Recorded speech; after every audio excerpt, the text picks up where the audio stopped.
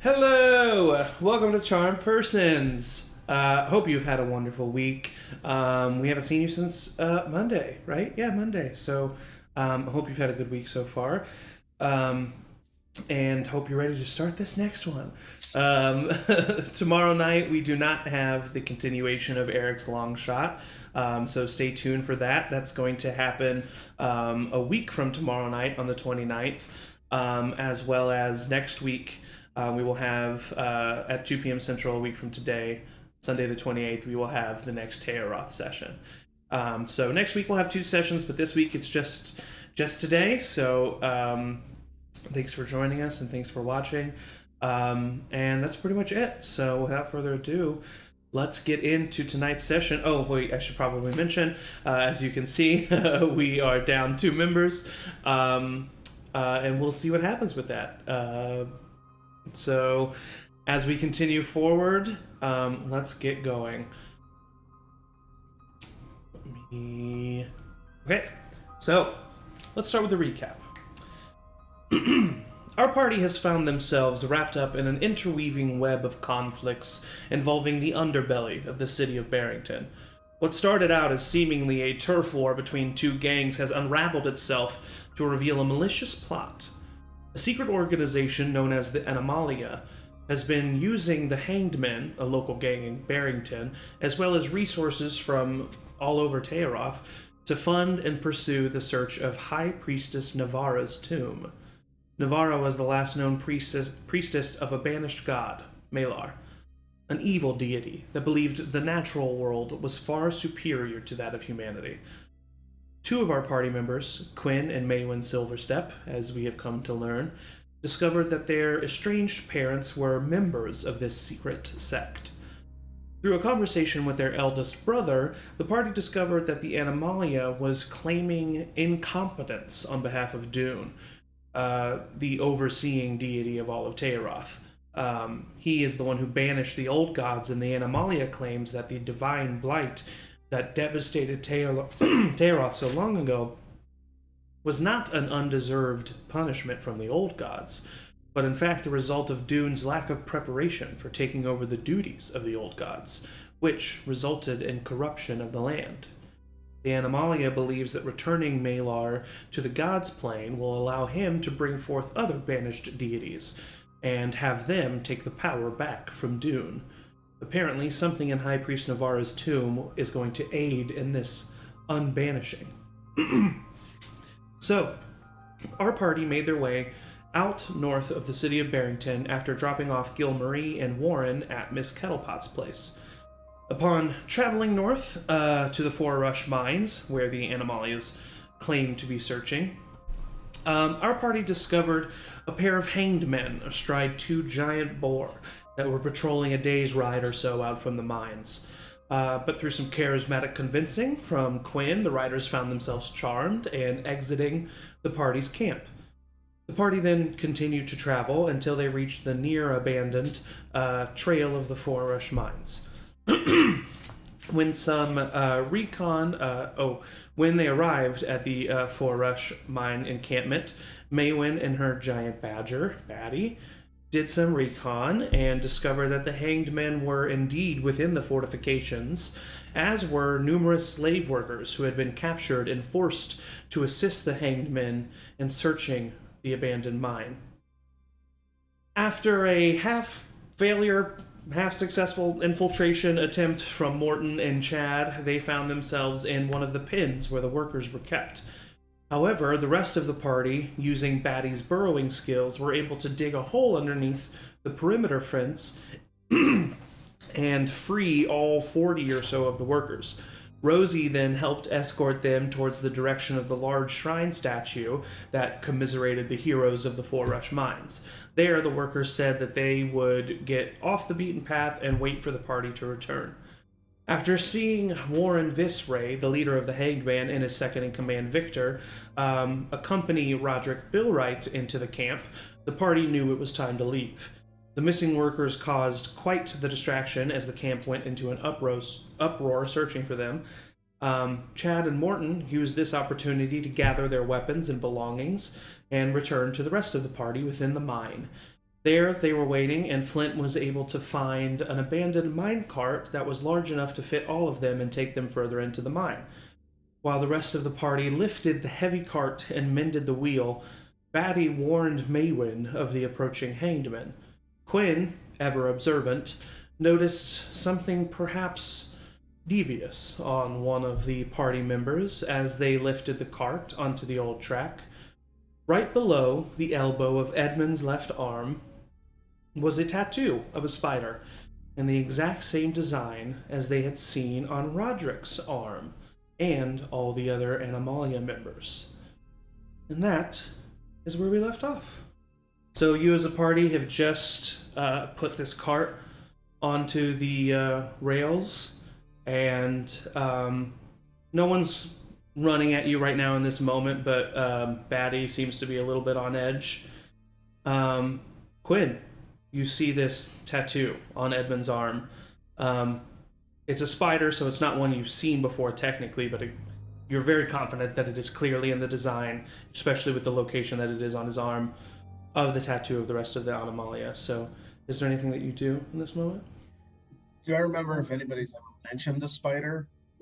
You do not remember if anyone has mentioned a spider. However, you do remember that there was one chair not taken at the meeting that was not meant for the lion or wolf. Okay. Do I have I'm assuming May and I have like a thing that I could be like, hey, set up a telepathic communication. Oh yeah, for sure. Because she's like able, look or something. Yeah, because she's able to do that, especially since you're twins. I mean, it's like not even really like it's such a subtle thing, like simple eye contact that lingers for longer than 2 seconds, and she knows what to do.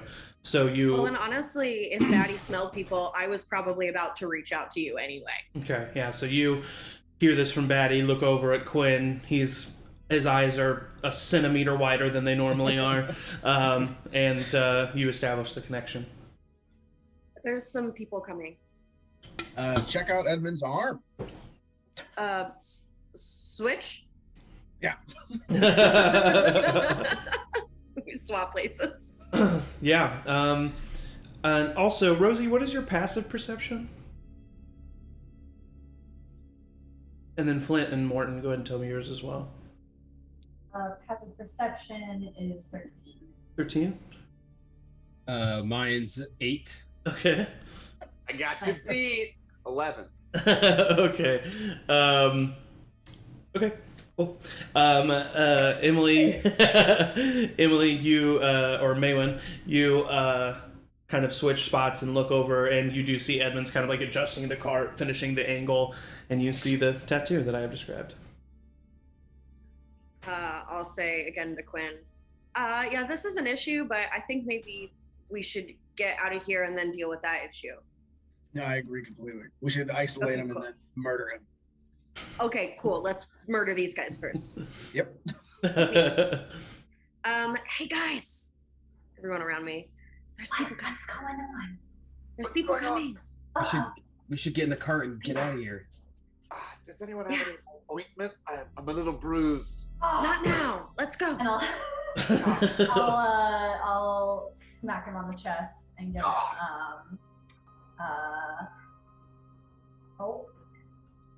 Oh.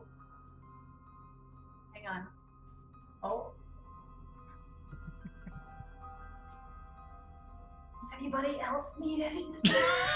What? I didn't prepare just your Do you have healing word? I have prayer of healing, so up to 6 creatures can get 2d8 plus.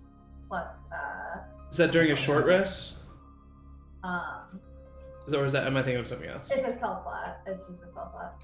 I know, but does it say during a short rest? No. Okay. Says, 10 minutes to cast it. Okay, yeah. Wow, spells have so many rules. Okay, no, I'm just gonna hit him on the chest and be like, "There, you're healed," but I'm not gonna do it. Ow, that just hurt more. Hey guys, we should do something now. There's people coming. I'm gonna say that you. I'm gonna say even if they don't, that you has at least 5 hit points in their lay on hands, and so they give you 5 hit points with their lay on hands. That's what I thought it would feel like. I didn't. All right, now's not the time for ointment. Everyone, get in the car. All right. Let's get out. Okay, so you don't have to roll for anything. You all start getting in the cart. But how do you start building up the momentum? Can Have Batty you push driven us? one of these things before, Flint? I know. I get out and start pushing. Everyone, just get in. I'll figure it out. Very much like a luge at the Olympics. Flint gets behind the cart and just starts like pushing it down, and then Feel the rhythm. and then as soon Feel as the it, run. and then as soon as it gets enough momentum, Flint kind of grabs the back on and just hops into the end. It's a pretty tight fit for all of you, but it's okay. Batty does eventually start to fall behind, and then as you directed her to do, she burrows under the ground, and you do not see her, but she is protected and following you. As you continue to go down this mine shaft, I need you all to roll perception checks for me, please. Twin dice. Hey. Okay, twin dice. 17. I rolled a Also 17. 18. Okay, nice. I 18, would 17, in the 17. front of the cart being like 12. 12. What'd you get, Rosie? 7. 7. Wonderful. Yeah, Maewyn and Rosie, a bit occupied on what's passing you by.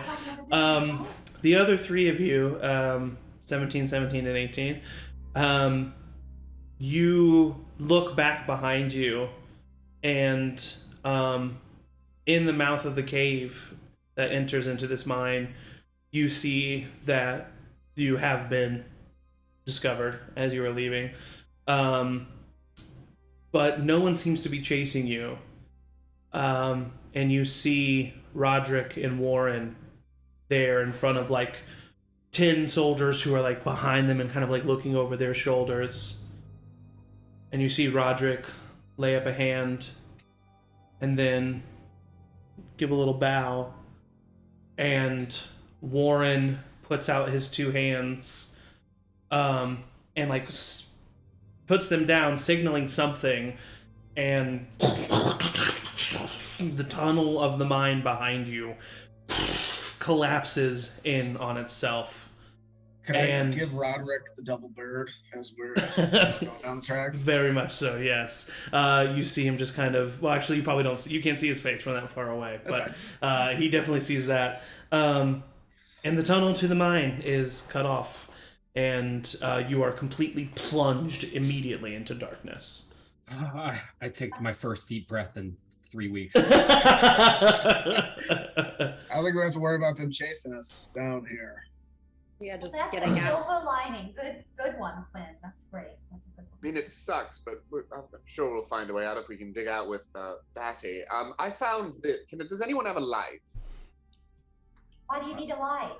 I'll Because put out a match. I got. What do you need? I got this, and I unfurled the map of the mines that I picked up. Yes. I picked a couple pieces of parchment. There was like the what was it? The old map, and then them like marking off areas where they had dug before. Yes, that is correct. Match one out. Try that again. Commitment to object work. Did someone say they cast light? Oh, okay. Well, I have dark can't. vision, so I can't see shit. I can Yeah, see I have that devil's great. sight, so I don't need them. I don't need light. I'm Okay. I'm a normal person. Yeah, if anyone would have any light, that would be pretty great, please. I'll take the end of my human-sized cane that is actually a quarterstaff. Uh-huh. and Cast light as cantrip. Okay, great. The tunnel illuminates, and stalagmites and tights flying past you as the cart continues to go down a trail. You can now at least see where you're going. And currently you're just going down a dark tunnel. It all looks pretty much the same. Now, can someone help me read this? And I'd like to, if I can, like investigate and see if we're going in like the right direction, like where. For sure, yeah. I won't even say you need to roll anything. You know that this tunnel leads to a large. It's a long tunnel, but it then leads to a large open area that has. It's a large open area that was a hub for the mine, and kind of like coming in from various tunnels, and you see that the old map has 2 tunnels leading out of this area. One up to like the top of this area, like what you'd say north if you're looking at the map. One to the east. The one to the top leads to a wide variety of tunnels from the original map that even on the original map have like, it seems to be like this is where the like original mine was. The tunnel all the way to the east is kind of similar. But then on the new map, you see that there is a third tunnel that kind of is in the northeast and between these two that seems to be new, and there's not a lot of X's on this one. Well, I'd wager a safe bet is going down this, looks like new tunnel. We're going spelunking, boys. Not a boy. Your voice Sorry, that's so a much gender more neutral clear. term. In the What is spelunking? Yeah, you do seem to be in a better mood. It's a gender neutral term. Boys. So while we're in the mine, there are 3 rules that you all need to be aware of to make sure maximize safety, because here in the mines anything can happen. First of all, make sure you're always behind me. I have incredible sight in the darkness. Do not get lost. Rule number 2. Make sure your climbing rope is handy at all times. If you need extra pythons, please feel free to ask. I brought extras. And 3, everyone, let's have some fun in here. It's like he's a different man. I don't have I any pythons. I didn't bring any. I don't have I any don't know. ropes. I don't think I have any rope. I don't have any rope. I have thieves' tools. I mean, useful locksmithing tools. Nobody has rope. Well, No, I have an extra set of fancy clothes. Is that gonna help us? the ones A that do. hunting trap.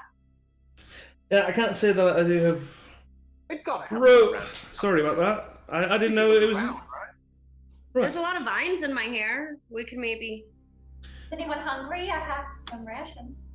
We're so unprepared for the mines. And as you say that, you continue to go for probably in this minecart, probably a good 5 to 10 minutes as you are traveling on this minecart, and eventually, with the use of Rosie's light, you see coming up a hold of you, the tunnel kind of opens up into this large chamber, and at the entrance of this tunnel, the railing of the mine is completely just like bent backward and mangled, and like the minecart is not going to be able to, as a matter of fact, it's like going to hit the edge of the railing. And then to the side of the rail carts, you see just piles of rubble. Oh. And it's approaching, it's about like 100 feet away right now. Are we going very fast? Yeah, I mean, you're going 40 feet every 6 seconds. It's not incredibly That's fast. pretty fast. That's pretty Slam fast. on the emergency handbrake. This is just a regular old Flint? minecart. Can we stop this thing, Flint? Flint! Hey, Rosie, can you stop us? Yeah? Maybe you can't. You just seem to be able to do a lot of things. I jump out and like start putting my feet down. Yeah, right. We could just do it the same way we started. And Edmund jumps out and starts helping you as well. Morton, go ahead and roll an athletics check with advantage. The gasp. 18. What'd you say? 18. 18 is good. You start slowing down, and you might hit the end of the railing, but you'll just kind of like bump into it as your feet are kind of grinding into the dirt beneath you. I need you to roll a perception check, Morton and Flint. All right. 19. 19? 15. 15. Both of you, as the Edmund is putting his heels into the dirt, see the aforementioned tattoo. And it hits the railing. Rosie, you kind of like go forward a little bit. But you have now stopped. There's a pile of rubble on the side of the rail car, and the other side of the rail track that's also looks to be a little mangled, much more rusted, I should say. Kind of leads into this big open chamber that you can't see all of, even with the light that you have. They're dirty down there. I point kind of in the vague direction of Edmund and start to go, where did we, Edmund? Look at Cuinn and say, now's as good a time as any, right? Yeah. Hey. I think we're about far enough down Where here. did you... Hey, Is that a tattoo? Where'd you get the ink, Edmund? What? Notice that tattoo, Edmund. He looks down.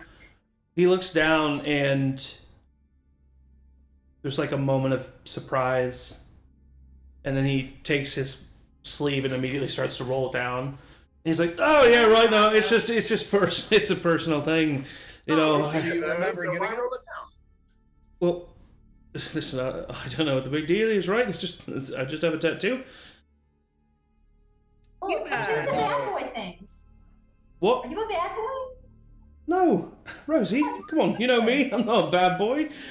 But you got a tattoo.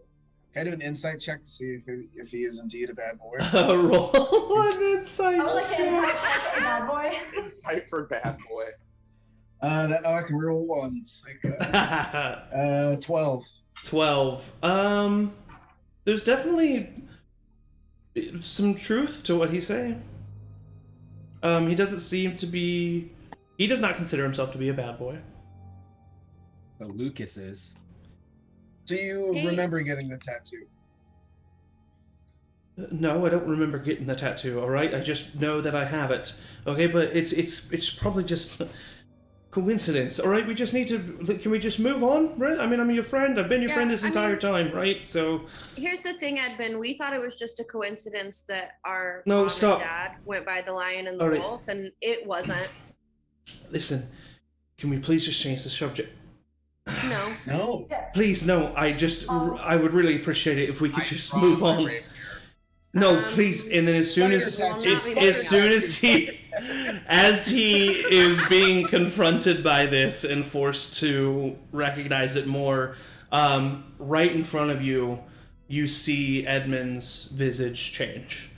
My rapier. The skin, the like tan skin, seems to just almost, it looks like it's draining out of a container as it slides down the rest of his body, replacing it with white, almost translucent skin. He has a huge scar from the top of his hairline down his right eye to his chin. That is only noticeable because of the disfigurement it causes in kind of the translucent image. Long, flowing white hair that falls down, and his robes that he has been wearing that you have come to know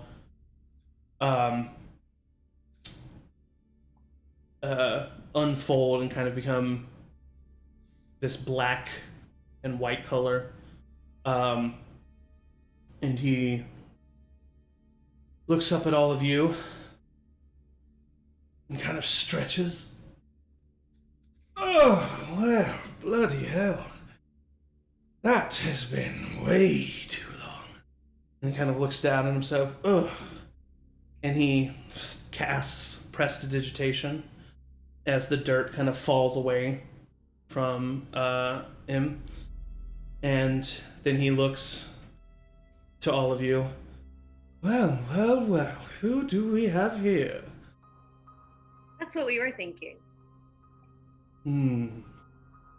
Seems my boy has found himself quite the friend group.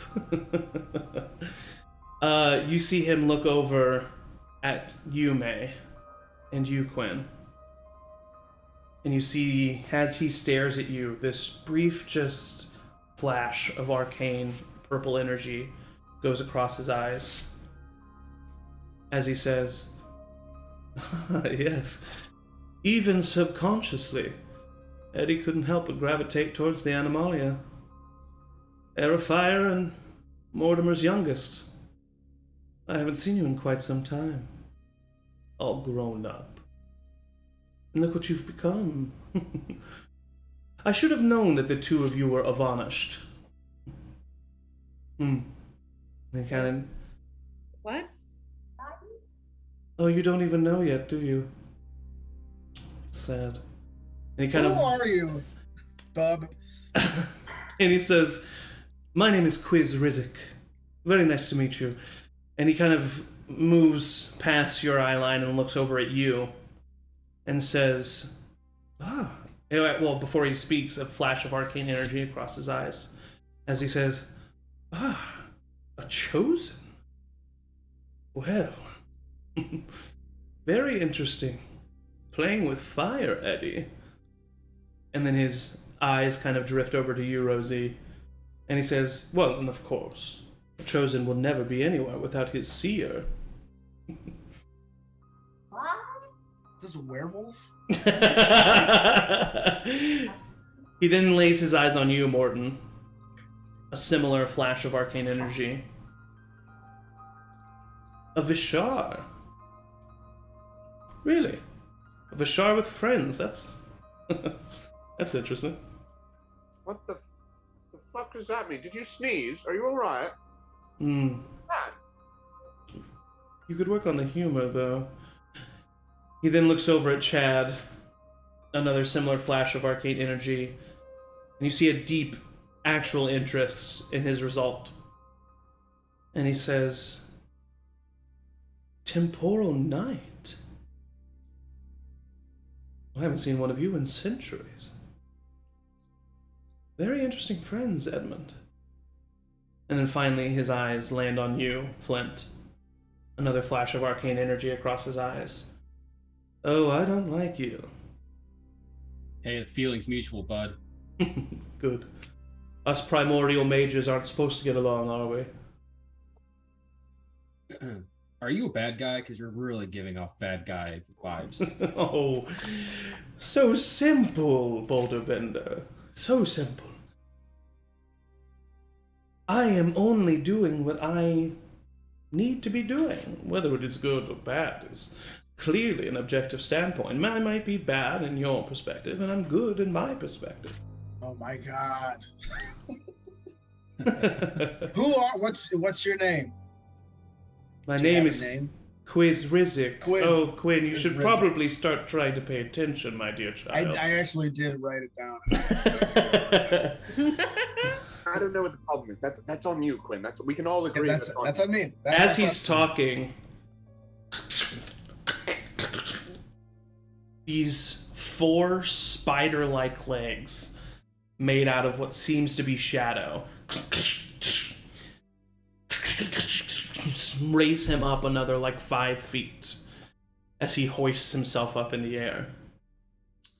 And he says, all right, well, I must get back to work. Edmund has delayed me for quite some time. So, listen. The infant that you have been dealing with is nothing compared to yours, truly. So don't try anything. Okay?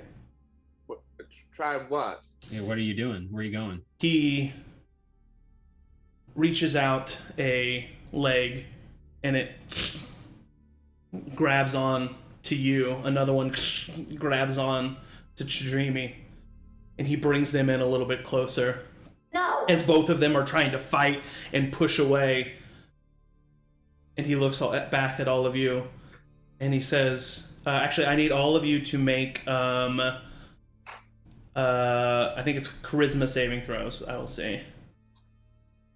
No, sorry, wisdom. Wisdom saving throw. Ah, you son of a bitch. It's a -1 then. Oh. 17? 9. 18. Saxophone dice. Rosie? 17. Eric, you said 19? 19. Eric is the only one that saves. As he looks at the rest of you, and he says, I suggest that all of you just sit for a spell. And all of you who failed immediately just feel very tired, and like the only solution for you to be able to do anything else for the rest of your life is to sit down. And so you do. You all sit, and Cuinn, you just look around as everybody just sits down. We're not all gonna sit down. What the fuck? And as you're looking around, and then look back, you see he waves his hands again, and another spell is cast right in front of him. This beam of green energy kind of appears and then shoots out and then shoots down, and this magical door opens up right in front of him. He throws Chad, throws you, ducks down under before giving you a little wave, Cuinn, and he goes through the dimension door, and you no longer see him. I would have rushed to Nay and tried to like lift her up. You as soon as all of you feel yourself sit down, you feel unaffected by anything else. Like we can stand back up. Yes. Still not as bad as Lucas. What are you talking about? That was objectively worse. Yeah, that was bad. How do What we was that follow? guy's name again? What was that? I think I remember. Yeah, you asked his name. I right write after. down the name as I think it's spelled on a piece of parchment and just give it to him. Quip Ridiculous? What was his name? Quiz Rizik. Says no one. Kid Vicious? Guys, what? So Why do people continue their family? Maybe I should have said something about the tattoo up there. Maybe that's on me. Well, to be fair, we were gonna get attacked by other people true. if we didn't. That's true. So what was that whole flashing in the eyes, saying words that I don't entirely understand? What was that? Flashing in the eyes, was that like, I know the spell identified. I know. Morton and Cuinn, yes, both of you roll Arcana checks. Yeah, just regular straight Arcana check. At 7. That's a natural 20. Oh. Saxon natural 20. Yeah. All right, that's a pretty poignant natural 20. With a natural 20, with a nat 20, this spell is very similar to the Identify spell, but it's different. It seems... I don't know how to really describe this, but when you cast spells and when you feel other cast spells, there's a feeling that you can sense, like a gust of air, and it's caused from the literal pulling of the energy that just permeates throughout Tayaroth, that allows for this magic to exist, this unseen force. And each time that he casts the spell, now that you think about it, it was of... You definitely know that it was of a, one could say, much higher level than Identify. And it's something with a nat 20 that you know that is like, you've never heard of anything like this, and I just know what it kind of has to be based on. You know what it kind of has to be based on the feeling of it, but also with a nat 20, you don't really get anything else from what you think the spell was, but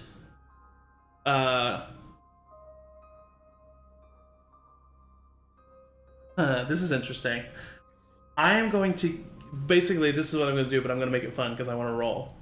I'm going to give you the ability with a natural 20 to know, or remember, one would say, what one of the titles that Quiz just gave all of you is. So, not including Chad or you, because that's just not fun.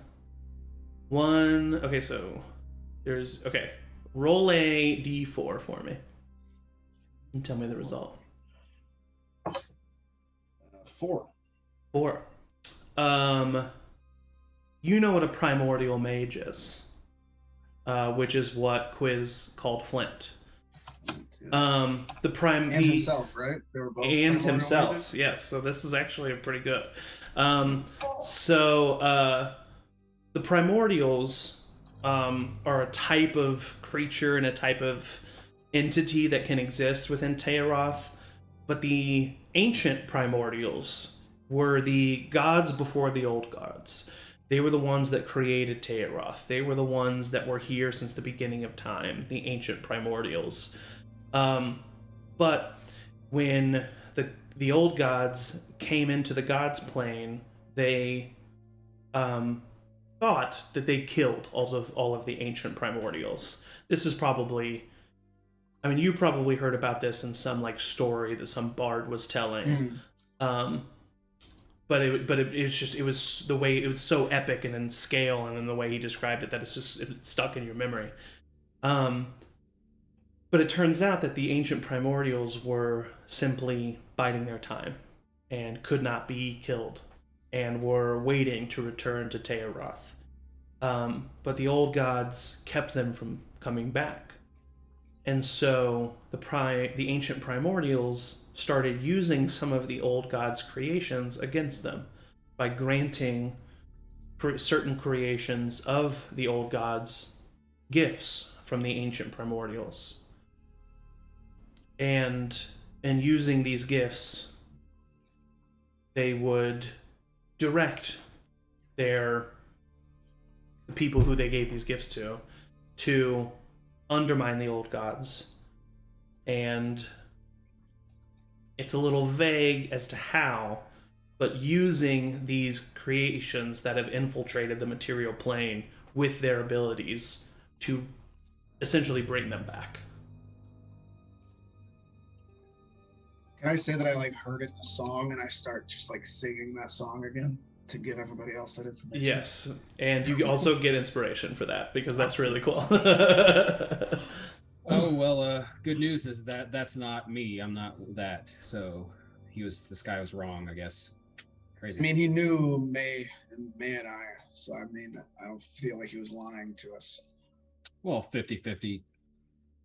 It's a liar to Not me. necessarily a Yeah, bad knew thing. some shit. I mean, he told me something like a bizarre something, but something about friends, not having them, and that's not true. I have lots of friends. You can believe me. Where are they? Are they coming here? Inside. They're not here. Listen, I might have a lot of friends, but they're not like connected to me in that way. They wouldn't know if I was in danger. So not friends.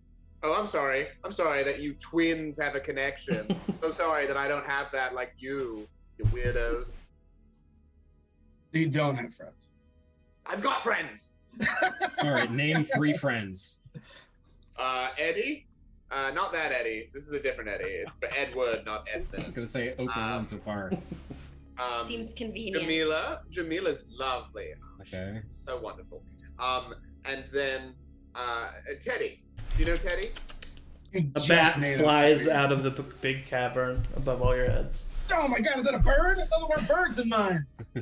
No, I think is that a bat? I've not been in many caves, but Flint, was that a bat? Yeah, Flint, for sure that was a bat, yeah. That was a bat, and that finally some Birds of the animals I cave. can get behind. Bats and spiders. My 2 favorite animals. In this moment, as Flint is talking, you hear this, and the ground in front of you, Flint, starts to kind of buckle. Hey, this is actually... Okay, everyone stand clear. This might be some sort of burrowing animal that might come up here. Take a step back.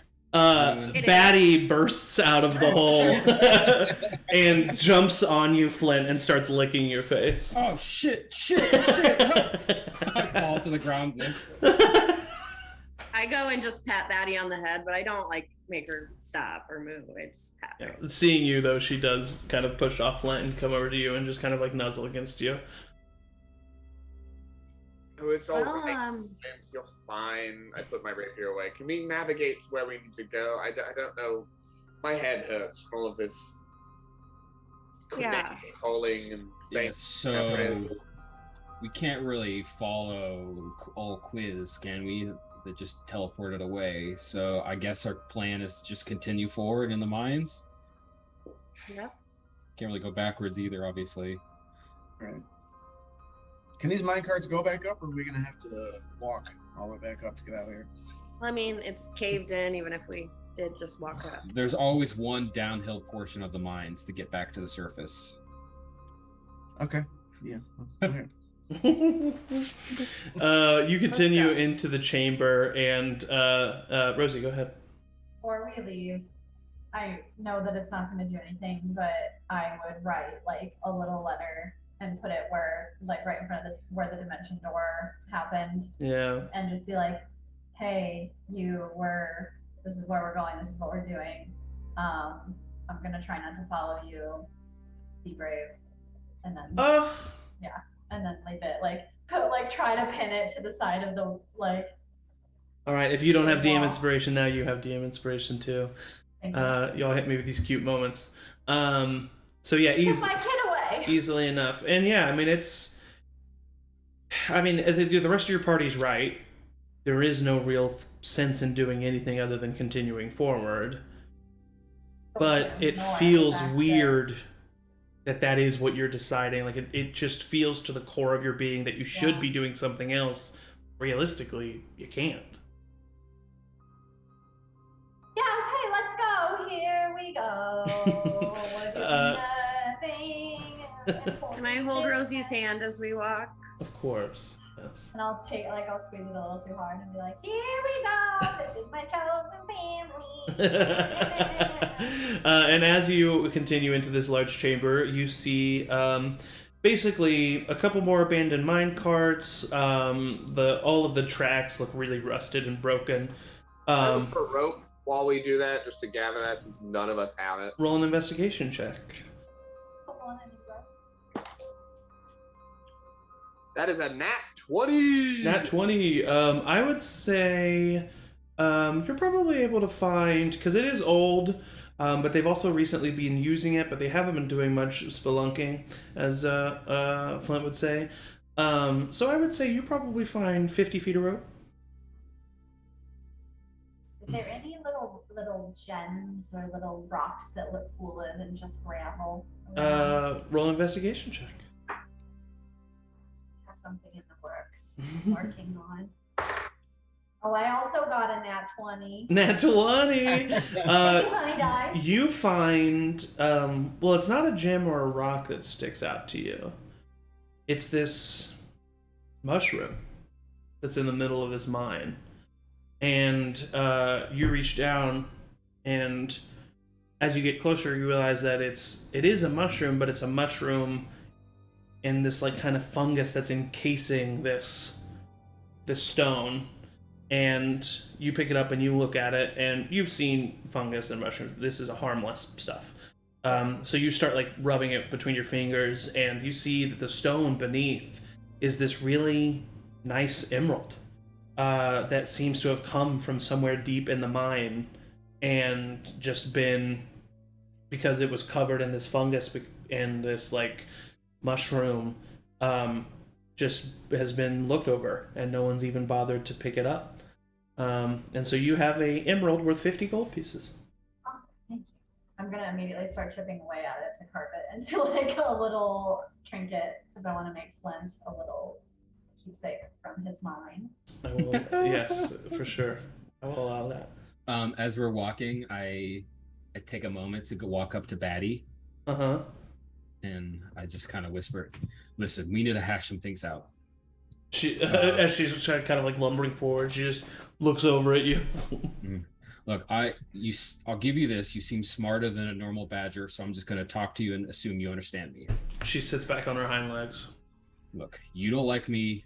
I don't like you. That's okay. We'll just go about our business. You do you. You do me. I'll do me. We don't have to interact unless it's random adventure party stuff. Is that okay?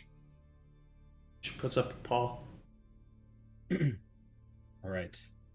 Let's shake on it. You put your hand out. She just kind of, I mean, not mean, but she just kind of like hits it.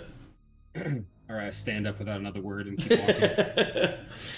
As Flint continues walking, Batty kind of sits there and like looks a little confused, and then looks over at you, May. I think that was a good conversation. You guys are making progress. You just see like a slight And then she lays back down and continues to lumber forward. Evan, as you're looking at this map, you see descriptions of the tunnel up top from the old map and the tunnel to the east of the old map. So basically, let's say you're looking at this, you're in this chamber, you have 3 tunnels in front of you. You have a description for the one to the left and the one all the way to the right. The one to the left leads to the actual 4 rush mines that were before it was shut down temporarily, and then ended up being permanent. This is what led to the rest of the mine. The tunnel all the way to the right is a new tunnel that they were starting to build, but only got in a few excess tunnels. And then you have no description on the tunnel to the middle. You just know that it's not on the old maps. And even in looking at it from here, there's just less erosion around the edges. I explain that to them and say, well, the normal mines go off this way. This one, it seems to be fairly new in its construction, might not be done, don't know whatever here. And then it seems like over here they got a little further in, but stopped for whatever reason. Well, they were searching the mines for a while, but couldn't. So I think we should probably go to the new unexplored mines. I agree. And that's not just because this is very exciting for me to explore mines that haven't been mapped yet. You're allowed to be excited. That's weird, because now it sounds like you are just very excited because you haven't been in them in a while. I mean, yeah, of course I'm sorry I wouldn't be excited to explore mine. I'm trusting you to lead us here, Flint. Yeah. Yep, everyone stay behind me if need be. If any of you wander away, I will tie you all into my 50-foot rope together. Your 50-foot rope? You mean, I've got one too now, and I hold out the thing of rope. I found one. Did you not hear me call that out? Oh, nice. That's perfect. Morton, I get up really close. That is going to save your life. Oh, thank you. All right, everyone, follow in behind. Back up a little bit. Hey, Flint, I can't help but think that if you knew what you were... I just think maybe you should have told us all to get some rope. Look, I thought that was implicit, just common knowledge, and that's on me. We did kind of have to leave in a hurry, though. I guess that's true. Yeah. We did literally run out of town. Yeah, I'll have to lower my expectations of the group as a whole while we're down here, but that's okay. That's okay. That's on me. Insight check to see if that was a burn. Roll an insight check. Sure. I'm just really grateful for the flexibility. Tie some of my sets of clothes. That's a 6 - 1, a good old 5. No, I mean, he's being very truthful. Oh, nice. I immediately just flank Flint and just stay as close to him as possible. Yeah. Okay, here we go. Everybody listen to Flint. If you have to squeeze through a very tight space, just breathe slowly and realize that if you get through the space, you probably won't be able to get back out the same way. Okay, everyone, follow me. I'm gonna light up a torch. So I have a light source. Yeah. Okay. Definitely. Easy enough. If it's been more than an hour, I will recast light. Yeah, easily enough. It just kind of starts to fade out, and you just classically hit it on the palm of your hand. But I'm gonna goes back up. hop up on Batty as we go. Okay. Yeah. I just imagined Batty trying to burrow with you on top of her, here's the hole, and she jumps in, and you just hit your head on the edge of the ground. Anyway. I tell her, don't burrow for a minute, okay? She nods her head as she continues going forward. You all go through this tunnel. It's it takes you about 5 minutes of walking. It's definitely a newly carved tunnel. Every once in a while, there's an offshoot that goes off to the side, but it only goes about max of 20 feet any time, so you're able to just kind of see that it ends, and then you keep heading until eventually you see about probably a half mile down the end of this tunnel. However, to the left, you see another outcropping, kind of before the tunnel ends. And as, like, Rosie's cane and Quinn's torch kind of, like, pass over it, you see that at the end, what looks like a dead end, just like all the other outcroppings, is actually a small crack that looks like it would be tight, but humanoids could fit through. She's bigger. I can probably squeeze through that, no problem. Yeah, we got it. Yeah. I'll go first. I feel like I don't want any of you to get hurt. I feel like. Well, we don't want you to get hurt either, Rosie. I think Flint should lead the way. Yeah, I'll lead the way. I do have considerable dark vision. We need rope for anything. No. Oh, go on. I go through. You step forward. You start. The crack itself is about like 5 feet long. Nice. And it's definitely a tight fit, but you're able to kind of, suck it in and squeeze through. And at the end of the 5 feet, especially with your superior dark vision, you see the tunnel open up and continue, and you see it go around a corner that you can't see. But between you and there, right at the end of the crack, is a 15-foot gap in the ground. This is where we always lose at you. And how far does your dark vision go down? 120 feet. You see that the hole is 60 feet deep. I've fallen down way worse holes. So the crack is right on outside of the. It's like literally like so like if this is the crack and like this is the edge and then it's right there. So like you have to, yeah. Like there's no like running jump. Yeah. Okay, I'll come back to the group and explain the predicament of this 15-foot gap. Sounds like rope would help. Yes. Everyone, take out your pythons. I think that's that's definitely how you pronounce that. I don't have any of the. I don't know what they are. What is a pipe? Is it a pipe? It's a piece of metal that you jam into a crack of a piece of rock, so you can feed a rope through, so it's secure and it holds your weight. That's not an innuendo, is it? Pit. That's not how you pronounce it. I would know. It's a python. I've been saying it wrong for like 200 years. Yeah, it's a strong. I've never said it. It's a strong dwarven word, so I would know. I apologize. I didn't mean to offend. Okay, so we could secure some rope and. You could easily secure rope and go down the hole.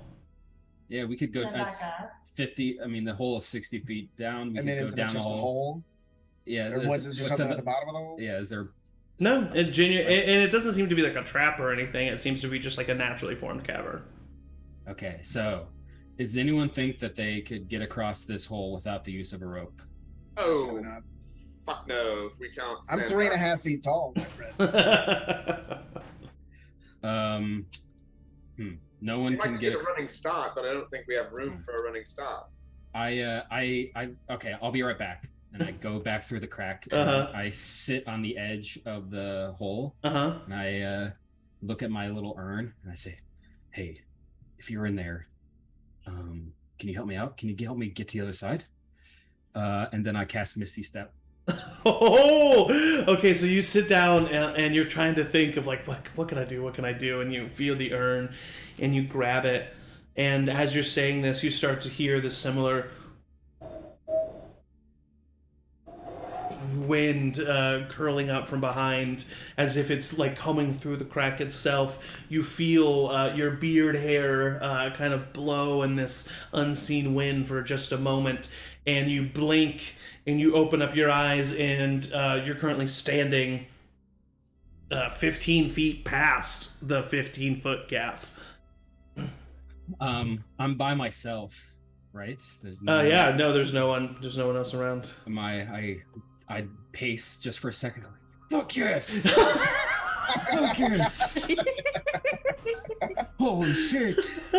And hey everyone, no problem. I got across. Everyone, just make your way through the crack. Just be weary. I'll help you with the rope. How did you do it? You've got a rope there? Yeah. You secure your rope to that side, and then I'll throw my rope down from the opposite side, and you can just walk across the bottom of the gap. Everything should be a-okay. That doesn't make a lot of sense to me. What do you mean? I want to climb down and then climb up. We Is that what you're use saying? your rope to climb down, and then we climb up his rope. That's not a hard. Why don't we just have 2 ropes and then you just kind of shimmy across them and you go foot and hands on the rope? I'm just gonna start taking his rope, Morton's rope, if he had it out, and like tying it up and like shimmying down it to start walking. Where are you across. going, Rosie? Well, I thought we were gonna go down the. I don't want to go down and then climb up. It seems like a lot of work. It seems like a the lot of work safest to figure out option. how to get both ropes in the middle and climb across them. Well, we can throw them, tie them to the other side, tie them to this side, like above and below. You Why put your don't feet you on show one us and your how hands on to the what? other one. In the time Well, that on you the- have been on the talking pins. about this, I am halfway down the hole. They're pythons. Yeah, she honestly kind of sounds like what Angie sounds like right now. As but Angie, I need you to make a dexterity saving throw as you get to the very bottom of the 50-foot rope. You still have a 10-foot drop. Can I tell Batty to meet us down there, and maybe she could help, like, be a little animal ladder? Batty looks at you and looks at the ground and kind of backs up and starts to dig, and she just starts digging down. I got a 9. 9. You fall and land on your buckus. My sacroiliac. And you take 4 points of bludgeoning damage as you just land right on your tailbone. I say, "Ooh, have you ever been on Peter Totter before? It kind of feels like that. It's fun." All right, I'll go. sounds like you're having fun. And then I'll just start walking across the Okay, yep, you see little Rosie, she looks like an ant from this height, just walking across the gap. I throw my 50-foot rope down. And I have 60 feet of dark vision too. So. Okay, cool, yeah. I mean, yeah. I think I would still have my light. Yeah. So you just see the light, like travel. I mean, Hey, Rosie, leave your light down there. Oh, okay. And I'll like pick it back, like turn. Make Okay. sure the last person grabs it though. I'm very fond of that cane.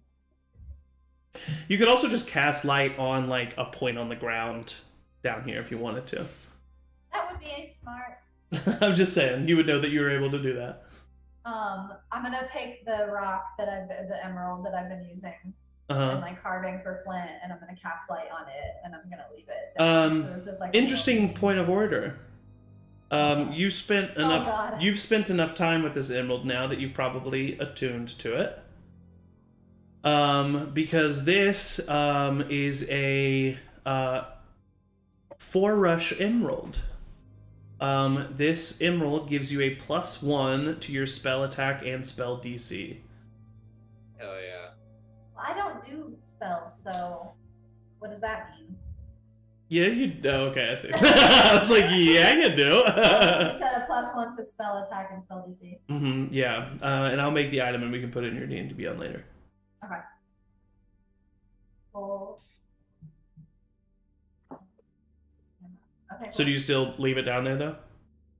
Well, okay, so I cast light in it, and I look at it, and then I'm like, I like have a moment where Yeah. I'm like, this is beautiful. Yeah. Look at that work I've done. And then I say, okay, whoever's last, bring the cane. So you just land I it. still just Gotcha, love it. Okay, so Batty at this point comes out of the wall at the very bottom of the gap. And she kind of looks at you and walks on over to the gap and sits at the bottom of the rope, and you kind of climb up Batty. And Batty, I would say, is the height, she's 4 feet tall. And you're like on her 4 legs, she's 4 feet. You are 3 feet tall, right, Rosie? Yeah, like a little bit. Like so there's still 3 feet that you have to get to the rope. However, I just looked this up. Hold on.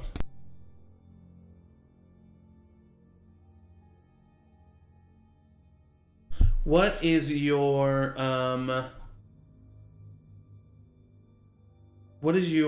strength modifier? +2. Okay. When you make a standing high jump, you can jump only half the distance, which normally, if you had a little bit of a run, you would have 3 plus your strength modifier, which is 5 feet. So just on top of Batty, you can jump 2.5 feet, and I'll just go ahead and say that you can jump up and grab the rope if you want. Okay. I have a -1 strength. Oh no. So I have an yeah, idea. I'll climb up on Batty and I'll say, "Oh, excuse me. Oh, thank you. Oh, excuse me." As I'm like climbing up, like, grabbing patches of her. She like fur licks and- your arm. Yeah. Oh, go ahead. Wow, this is very weird. You were in my garden for so long and we never made acquaintance. And then I'll just. And Yeah. jump up and get the rope. All right, and start climbing up. Okay, who's next? I'll go for it. Okay. Morton, you're tall enough that you can just go through that whole process and you get up and up on the other side. Easily enough. No, you don't have to roll for anything. Get there. Oh, well, I don't know why I was confused. That was easier than I thought it would be. I could make you roll like a dexterity saving throw to see if you fall, but you're an adventurer. You know how to hold on to a rope, I would hope. Yes, I do have some. Yeah, exactly. May, what's your strength modifier? I have a +2. Okay, so yeah, same thing. You can get down and get up and jump off of Batty and grab the rope. I give her a little scritch on the way. Say thank you for helping. She rubs up onto it. Could you throw me that rope and a pit? Actually, I got it. I'll just mage hand the rope over to the other side. Okay, leaving. Like- wait, what is the? 30 feet is mage hand. Okay, yeah. So you can't grab the cane. Let's try that. Somebody left the cane. All right. God. Because you were supposed to get it, Quinn. It was I literally. do. All right, fine. I'll grab the cane and then I'll be stuck down in the hole. I'll go down. You're just mad can't because you jump. didn't do your plan. Last time. I can do a lot, but I can't jump. You jump down. You grab the cane. You climb on top of Batty, and even without Wait, like did you- Maewyn. Sorry, go ahead. Did they not have to make checks when they fell? Oh, the 10-foot drop. Well, Morton doesn't because he's. More than I because probably he's do. tall. But Maewyn does. Yeah. I was like, What I'm is not it? the only one. Just a dexterity saving throw. God, you're the kid who definitely 16. was like, did Yep, we? you're good. Oh, what do we need to You do just that? kind of like drop off and like kind of slide down the wall a little bit to like ease your pathing. Quinn, dexterity saving throw. You can do it, Quinn.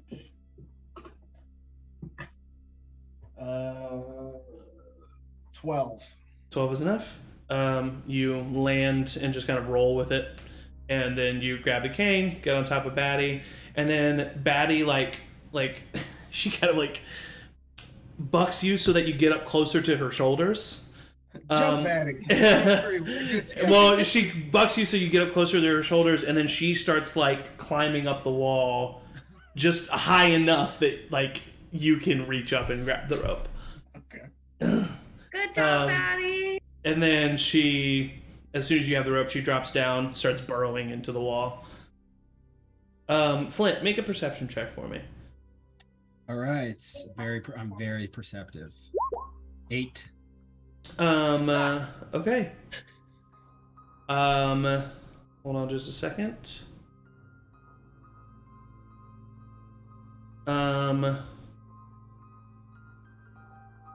May, what is your passive perception? Oh, 12?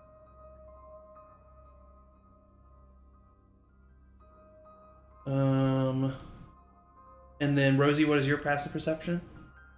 13. 13.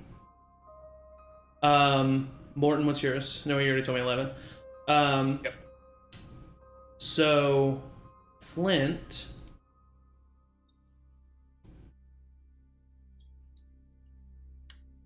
No. No. No, I refuse. Whatever you're gonna say.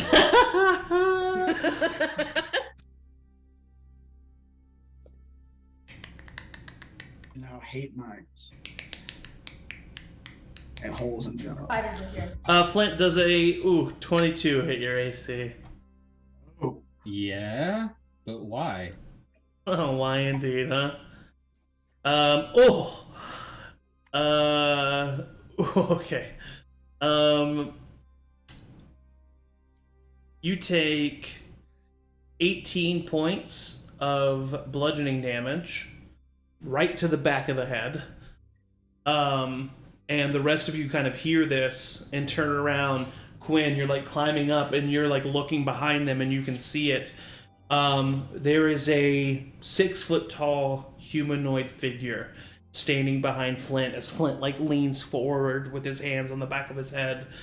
And he's wearing this dark leather armor, these leather pants that at first you don't notice, but his legs, the knees bend in the opposite direction. And he's wearing this long leather jacket. And out of the side of his jacket on his rib cage are 2 other sets of arms, as he has 4 arms. And as it gets up to his head, you see white like barely any strings of white hair on top of this head that looks humanoid but has these huge bulbous eyes. And these sharp teeth as the creature just kind of growls towards you. And I need everyone to roll initiative. By the way, I'm unconscious. Hey, everyone, the mind is super... Oh my god! Twin dice. I did not roll God. twin dice. And I'm glad that I did not.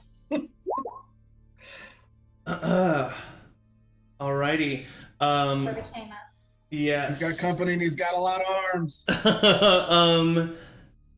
Let me see here.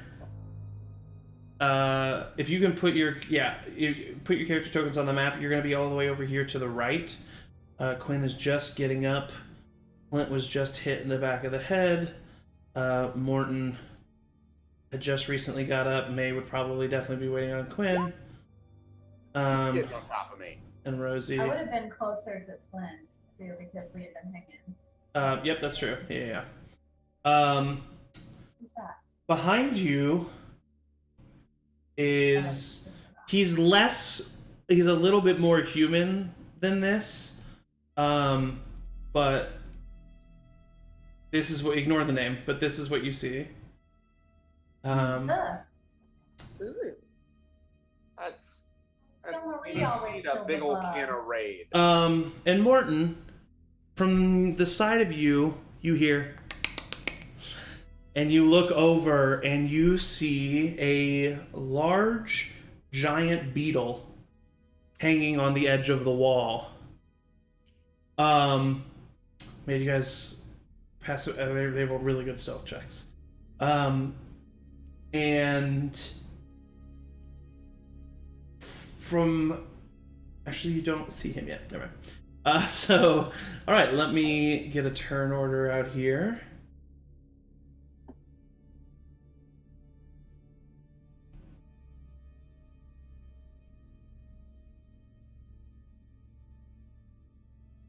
Edmund doesn't have a 20. And Flint, you'll even. Wait, why is this? Hold on. Sorry, I'm gonna have to clear all these. My apologies. I got a good ass initiative this time around. Not me, not Edmund. I usually don't have good initiatives. Oh wait, Flint, I don't need to put you in, do I? Well, it's too late. I already did. You put me in. Okay. You're all in the turn order. You should be able to adjust. I got a nat 20. Nice. I'm wasting all these nat 20s on. I mean, like, this does matter, but, like, I'm wasting them. You keep typing it in. Oh, there it is.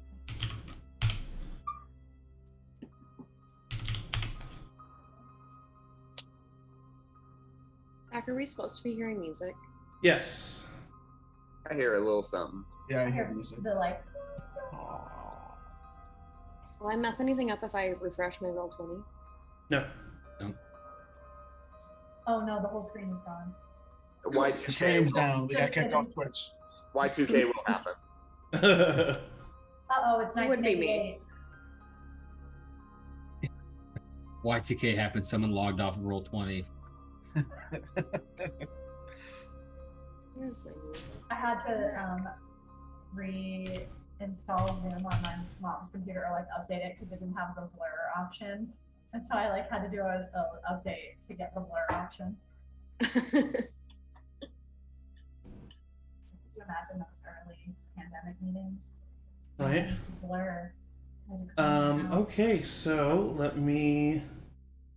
Sorry, I've just been finishing.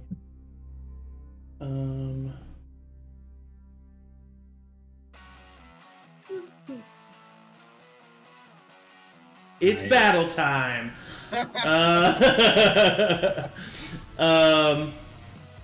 All right, let me show the stream what we're looking at here.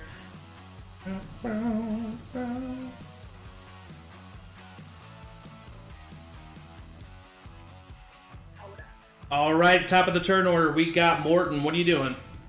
Yeah, I'm gonna. Quinn, you're on fuck shit deck. up. Gonna fuck it up. You said the big beetle was on the ceiling. He's on the wall, like right next to you, so he's within melee range. Okay, yeah, those big giant fucking things on its head. I'm assuming I know a little bit about bugs. You do? I know. I mean, you've seen bugs before, for sure. Yeah. I'm gonna try. Ooh, wait, I forget that I have magic. 1 second. So sorry. No, I'm not gonna do that for this one. Yeah, I'm just gonna take my rapier and just slash at this fucking Do it. bug on the wall that definitely jump scared me enough for me to do that. Roll for attack. Yeah, for sure it did. Ah, fuck you. That was a 17 that rolled over to a 3, so that's an 8. An 8 misses, unfortunately. Yeah, just that shit. If I can. Well, I guess, am I engaged with this right now? Yes. Yeah, you're within melee range. So just to be clear, if I disengage, I would not get opportunity? Yes, if you use your bonus action to disengage, you would not get an opportunity attack on you. Okay, so I'm gonna disengage and go. Sorry. I'm gonna go right. That might fuck me. Yeah, you know what? I'm just gonna disengage and move over. Yeah. Okay. Yep, easily enough. Is that the end of your turn? Yeah, that's all I can do. Alrighty, Quinn, you are up. I'm going. Is this over here just like a 5-foot drop, or what is? Sorry, where? Right. Oh, right there at the This edge. ridge right here. You actually don't see anything beyond there. That's just like this is a tunnel. I got it. Okay. Yeah. So then I will just take a couple steps over to kind of go against the wall. Okay. I am going to cast. These caves got great acoustics, and I'm gonna pull up my saxophone. And I'm gonna cast Tasha's Hideous Laughter Okay. on the guy that threw the rock. So he has to make a Wisdom saving throw. Okay. Wisdom saving throw. No bonus to this. 7. 15. Fails. So he is on the floor laughing. As long as he has an intelligence score of 4, he is prone and basically just on the floor laughing. I'm Okay. gonna use my bonus action to inspire May and just play a little bit of her favorite song. So you kind of like purposely let out this like really discordant note when you cast Tasha's Hideous Laughter, and this creature who's right over Flint's dead body, or unconscious body, I should say, is like starts making this horrific chittering noise, but is like making movements as if it was a laughing creature, and falls to the ground laughing. And that is your turn as you inspire your sister. And then it is the creature's turns. Alright, so first we have this guy. Is it at the end of his turn that he saves again? It's triggered by at the end of each of its turn, or if it takes damage. Okay, cool. So he's going to roll again. And he gets a 4. So he like starts to get back up, and then he starts going back down as it laughs even more. That's going to be his whole turn. The giant beetle is going to take a step forward and see the next thing that it sees after Morton, which is Rosie. Rosie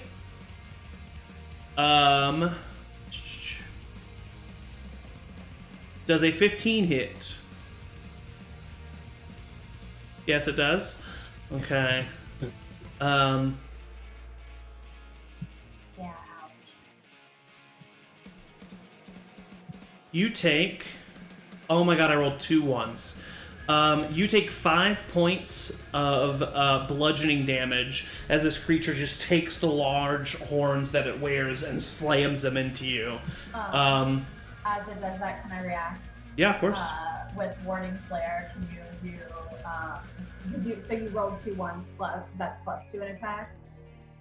2 ones on the damage dice. Okay, okay then. So will you roll those attacks to hit at disadvantage? Oh, okay, so yes. For a Warding Flare, yeah. When you're attacked by a creature that can be blinded within 30 feet, that you can use your action to impose disadvantage on the attack roll. Oh, well, this creature cannot be blinded. What? I'm sorry. It has Okay, that's okay. It has a blind sight, so that means it cannot be blinded. Oh, okay. Well. So it still does 5 points of bludgeoning damage to you. Alright, then yeah, no, I won't even try to that. I'll just be like, no, my butt still hurts. Alright.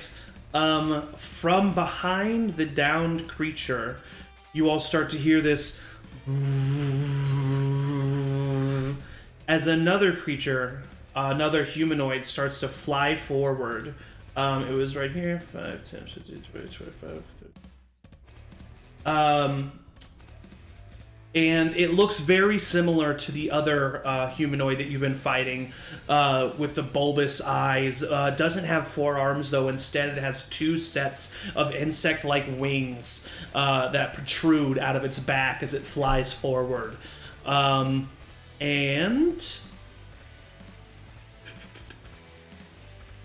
I need all of you to make wisdom saving throws for me. Can you just do a dex save for fun? It'd be a +5 instead of a -1. Ah, shit. Well, it's 13. 13? 17. What'd you get, Rosie? 22. 22. And Morton got a 4. All right, so Morton, this droning of these wings starts to bounce off of the cave around you and starts to surround you with this persistent noise. It kind of just really starts rattling your brain, and you are now stunned until the end of your next turn. Yay! Hooray! So that is that creature's turn. May, you are up. Rosie, you're on deck. Ooh, okay, I am going to just bop over here to get a little bit clearer line of sight. Okay. And use my longbow to attack this guy who just flew in. Okay, Before sure. I can get to my friends. Yeah. Just flew in. 21 to hit. 21 hits. 10 points of damage. Okay, 10 points of damage.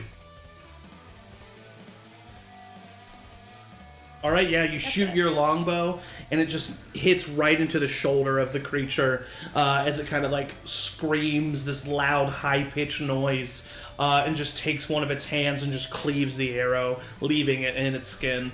Sorry, go ahead. So you had. Can I, as I move, actually have moved right here so that I am putting myself in front of Morton, seeing that he is being impacted by something? I don't know what. For sure, yeah. I'll allow that, yeah. So that's the end of your turn. Rosie, you are up. Okay.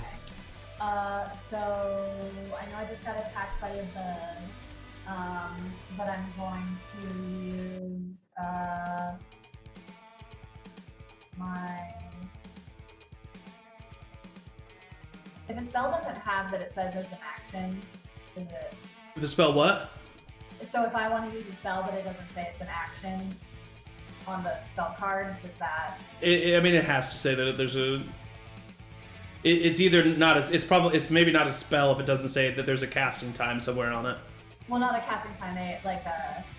Casting time is where it says here. Okay, it's 10 minutes. Yeah. So I'm gonna use my action, and then. I guess I can't really.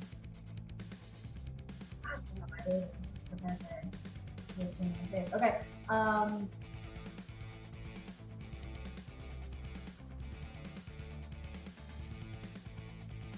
Okay. I am going to take a look at this buggy guy then that just came for me, and I'm gonna be like, okay, that's not very nice.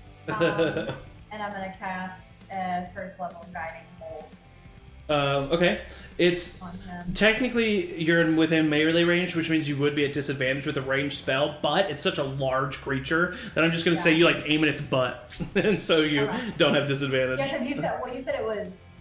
Oh, is it? Oh, it's so it came. It was on the wall and then it came down now towards you. Okay. Yeah. I didn't know how long its little horns are. I don't know what. I think playing 2 other characters like, before this right in a row has really effed me. You're good. You're totally fine. Like, what are these spells?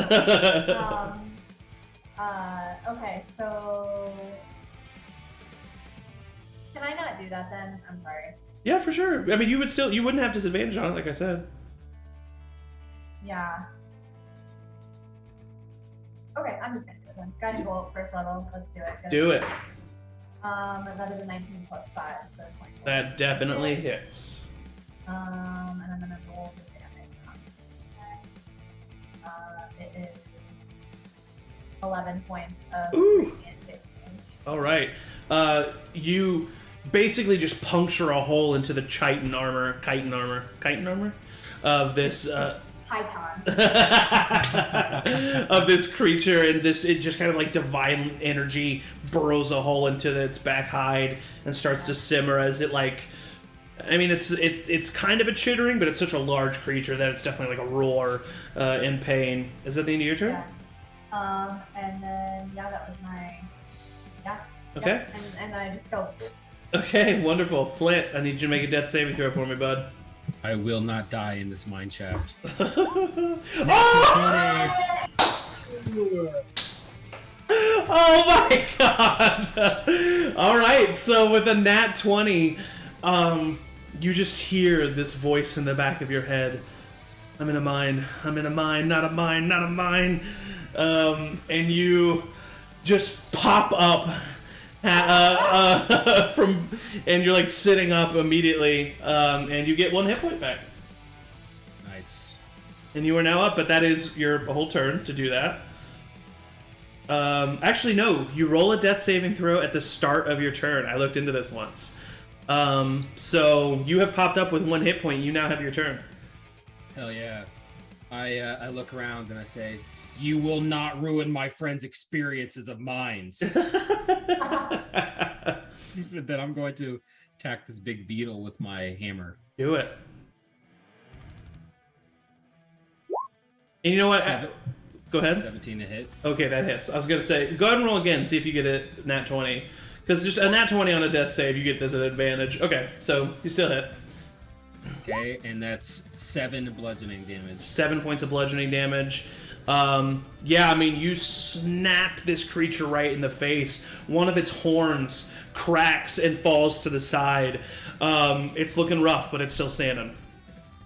All right, that's my turn. Okay, that's the end of your turn, Morton. You spend your turn being stunned, and then you're not stunned. Cuinn. That's your turn. I will just still concentrate on hideous laughter, and I'm going to shoot that beetle with my hand crossbow. Okay. Yeah, that creature still hasn't taken any damage. It's just still sitting there laughing. 10. 10 misses, unfortunately. So it kind of hits the armor where it's really hard still and just bounces off. Move. I'm gonna give after seeing Flint stand up, I'm just gonna play an old mining song I heard on the saxophone to give Flint inspiration. Amazing. A nice pool hall brawl song. All right, yeah, so you have been inspired, Flint. It's now the creature's turn who you have touched the city is left on. He's going to resave. Right. Or he's going to re-roll, not resave. But he does get a natural 19. Plus nothing. So that succeeds, but that's his whole turn, right, to do that? Yep, at the end of his turn. So he is still just sitting there. It is now the giant beetle's turn. He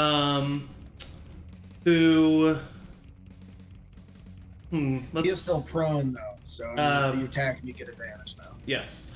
Let's see who the giant beetle attacks between Rosie and Flint. So that everyone can see it, I'll roll it in here. You want even for Flint, odd for Rosie. Okay, he attacks Flint. Let's see here. Gets a +5 to this. Rolls a 14 to hit. That hits. That hits? All right. I have 1 HP. This is not normally what happens. Normally the insects are Flint's immediately unconscious again on the ground after the beetle swings back from getting hit from the momentum of Flint's earlier, and Flint goes unconscious. So that's the end of the giant beetle's turn. This creature is now going to fly towards you, May. And is going to first one of its hands has these its fingers end in these long hard hide claws that it swings at you. A 19 to hit. Yeah. It does 4 points of slashing damage to you. And in its other hand, it has this just stalactite that it now is using as a club, and it is going to swing that at you. That is a 18 to hit, which will hit. And it does 5 points of bludgeoning damage to you as it swings it back towards you. And that's going to be the end of its turn, bringing us to you, May. Rosie, you're on deck. Okay, well, with this guy right in front of me, I'm gonna not use my longbow this time. And I'm gonna use my short sword, and I do have 2 weapon fighting, but I need to get another short sword. Somebody remind me sometime. Oh, hey, May, when we're in town again, go ahead and get yourself another short sword. All right now, Rosie. Oh, I'm sorry. Okay. I got an 11. Can I 11 use my hits. inspiration for that? Oh, it hits. Okay, never mind. 11 hits. 6 plus This creature doesn't seem to have any armor on it. 7 points of damage. 7 points of damage. Yeah, I mean, you hit it earlier with your longbow. It's looking a little rough now, but it's still standing. Can I call him a bitch? You sure can. And as a matter of fact, because you've forgotten about her, I need you to roll an attack for Batty. Yeah. As she pops up behind him and slashes Okay. at him. Yeah. Yes, she gets 2 attacks, I think. Let's see. Yeah, she spent Yes, the first. multi-attack. She spent the first One with round the right- climbing up. I'm gonna use my cat dice for baddie. Okay, cute. So her bite, she gets an 18 to hit. Hits. Go ahead and roll for damage. 3 points of damage. Okay, roll for the other attack. With her claws, she gets. Oh, I rolled a nat 20. It's a cat. Amazing. Go ahead and roll damage for the claw attack. Double the dice. Okay, wow. Let's see.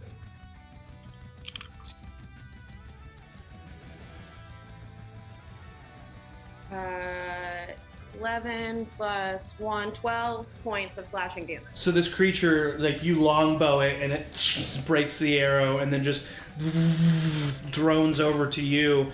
You take out your short sword and kind of slash at it. It does damage, but the creature hits you both, or hits you twice. It's like 6.5 feet tall, very intimidating as it's flying there above you, and then all of a sudden it's dragged to the ground as a giant badger bites into its thigh and brings it down, and then just takes its claw and immediately decapitates the creature and just kind of rips it apart, and then looks over at you and, like, very concerned. Good job. She just, like, starts licking your wounds. Can I tell her to go? Is she too in range of this other guy to burrow back down between turns? She would get an opportunity attack. Okay, Wait, no, she would. Not from this guy. Oh, no, yeah, she could burrow back down if you wanted her to. Just so I know she'll still be there, but so that she's less obvious. Yeah, she burrows back down. Okay. That's the end of Maewyn's turn. Rosie, you are up. Okay. I've been thinking about this really hard. Okay. So Love it. I want to, now that I see that this guy's dead, I know that we're all kind of clustered in this little area. I would love to, like, see Flint go down and, like, grab him and, like, drag him either, like, through the crowd to, like, somewhere over here, or I guess I can just go, like, directly back here. You can, like, to get him out of. But I know that I'll get an opportunity attack from this bad boy. That's why I go this way. If you use your full turn to do this, I will say you can use your action to disengage, which anybody can do. Yeah. And then you use your bonus action to grab Flint and your movement at half speed to pull him away. But that would be your full turn. Or you can take the opportunity attack. It's on you. It's up to you.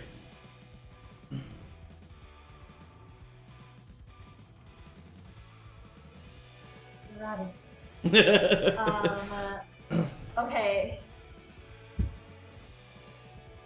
And so, okay. Cool. All right. Well, I'm gonna just do the full turn then. So I'll use my action to disengage. But can I carry Flint? Yeah, you can go. Like, but it is half speed, and since you have 25 feet, normally it'd be 10 feet. Yeah. So I'm just gonna drag him back to, like, here. So okay. He's here and I'm here. Yeah, I'll put you. Actually, I'll even let you get him, like, right there. Oh my god, I just, like, swing him around. Yeah, you just like, come on, Flint. He's, like, right on the edge, though. Do remember that right there to your left is the, like, drop. Yeah, his, like, hands kind of hanging over a little bit. I think, that, and then I'll just be ready. All right, Flint, you are up. I repeat, I am not going to die in this mind shift. 16. Okay, you do succeed, but unfortunately you don't pop up this time. First battle in the mine, and Flint's unconscious for the whole thing. Morton, you finally have a turn again. Yay! Yeah, I'm just gonna fucking go for... Yeah, I'm gonna go for this creature. Yeah. Not the creature, the humanoid. Oh, okay. You will have advantage on this, which means you will also have sneak attack on it. Yay, that's what I was hoping. So I'm gonna just go for a big old stabby stab to the back of the head. Stabbity stab in the back of the back of the head again. Rapier, you said with advantage? Yes, sir. 24. 24 hits, and it's just kind of like laughing on the ground. Like, I'm just gonna stab this motherfucker. Yeah. So that's... So you get your D8 and 2D6. Shit, that sucks. This might make it better. That's 5 plus 4, 9. 9 points of piercing damage. He doesn't. He hasn't taken any hits yet. But you do just kind of stab your rapier right through him. And you feel it impact the earth beneath him, and you kind of rip it back out. But in doing so, the creature kind of raises up with the rapier and looks over at you. Does it get to make the saving throw again, or does the spell stop when it takes damage? Laughter. He already saved. He did? Yeah, at the end of his last turn. Oh, yes, you're He's correct. still prone. Yep, my bad. Yep. He's still prone. So he just stays down on the ground. But that is the end of your turn, or bonus action? Can I take a bonus action to hide? Is there anywhere that I can hide nearby? Absolutely not. No. I don't know what you would. Under the beetle and just be. You know what? If you roll a natural 20, I will let you hide under the beetle. I'm not gonna waste that. Okay, you're not even gonna try to do it. I love it. Nope. All right, Cuinn. No, it's gonna go poorly. You're up. I like the self-restraint. Cast Dissonant Whispers at a 2nd level at the four-armed. Ooh. This has to make a Wisdom saving throw. Not good at these. 13. Beats beats. Okay, but it is half so he damage, doesn't right? have to move, but he takes half damage at 4d6. Come on. It is psychic damage. So that's the end of that. So that's 1, 7, 12, 15. So that'd be 7 points of psychic damage. Okay, how do you want to do this? Ooh. He only had I'll 15. just play just like a really high screeching note, and he like grabs his head with 2 hands, and it's not enough. He grabs his hands with his other 2 hands, and then he just kind of falls over and just kind of dies. Yes, I will even add, as he grabs his head with all 4 hands now on different spots, clearly like bending over, trying to deal with the pain. Like he falls to his knees, and then his bug-like head just like, it doesn't like open up, but you see it like bulge out as his brain implodes and he falls to the ground dead. Awesome. And I mean, that beetle's still there, right? he is still there. Yes. I'm gonna move. Can I move through? Like, can I squeeze by May? Yeah, for sure. I'll just move. I'll move right there. Yeah, you guys are both pretty tiny. All right, it's the giant beetle's turn as he's gonna look over at you, Morton. And he's going to. Okay. He doesn't have to. He's gonna swing at you again. Oh. You got a natural 1, right? Opposite. So 2? Nope. Okay, so this is 4d8. And that's Kill me outright. 2 1s. Can I use my inspiration to make him reroll? Yes, you can. I'm not going to roll the dice. You. You just wanted to know if you could. No, I'm not going to. Just want to make sure I could. Not going to. Oh my God! Well, he does. He rolled. I'm not going to strip a natural 20. He did roll 2 1s. So that's 12 total points of bludgeoning damage. Boy, that still hurts though. But that's the end of his turn. The other guy's dead. May, you're up. Okay, I will get back to my longbow and take a shot at this big old bug. Do it. Nat 20. Oh, all right. Roll for damage. Those cat dice are doing you well. Wait, no, it wasn't the cat dice. This one, I'm actually using the glow in the dark dice. Okay, but for still animal. not the twin dice. No. They have not made it full. Oh, I love it. 11 points of slashing damage. Okay, now, so you, he, like, the creature just slammed into Morton and then kind of rears back for another hit, and you take your longbow and you release, and right into one of the large eyes on the left side, and your bow hits it, and the creature falls to the ground and kind of rolls over on its back, and its legs immediately like kind of like curl in as bugs do. And now we are out of combat, as I forgot the giant beetle was alive.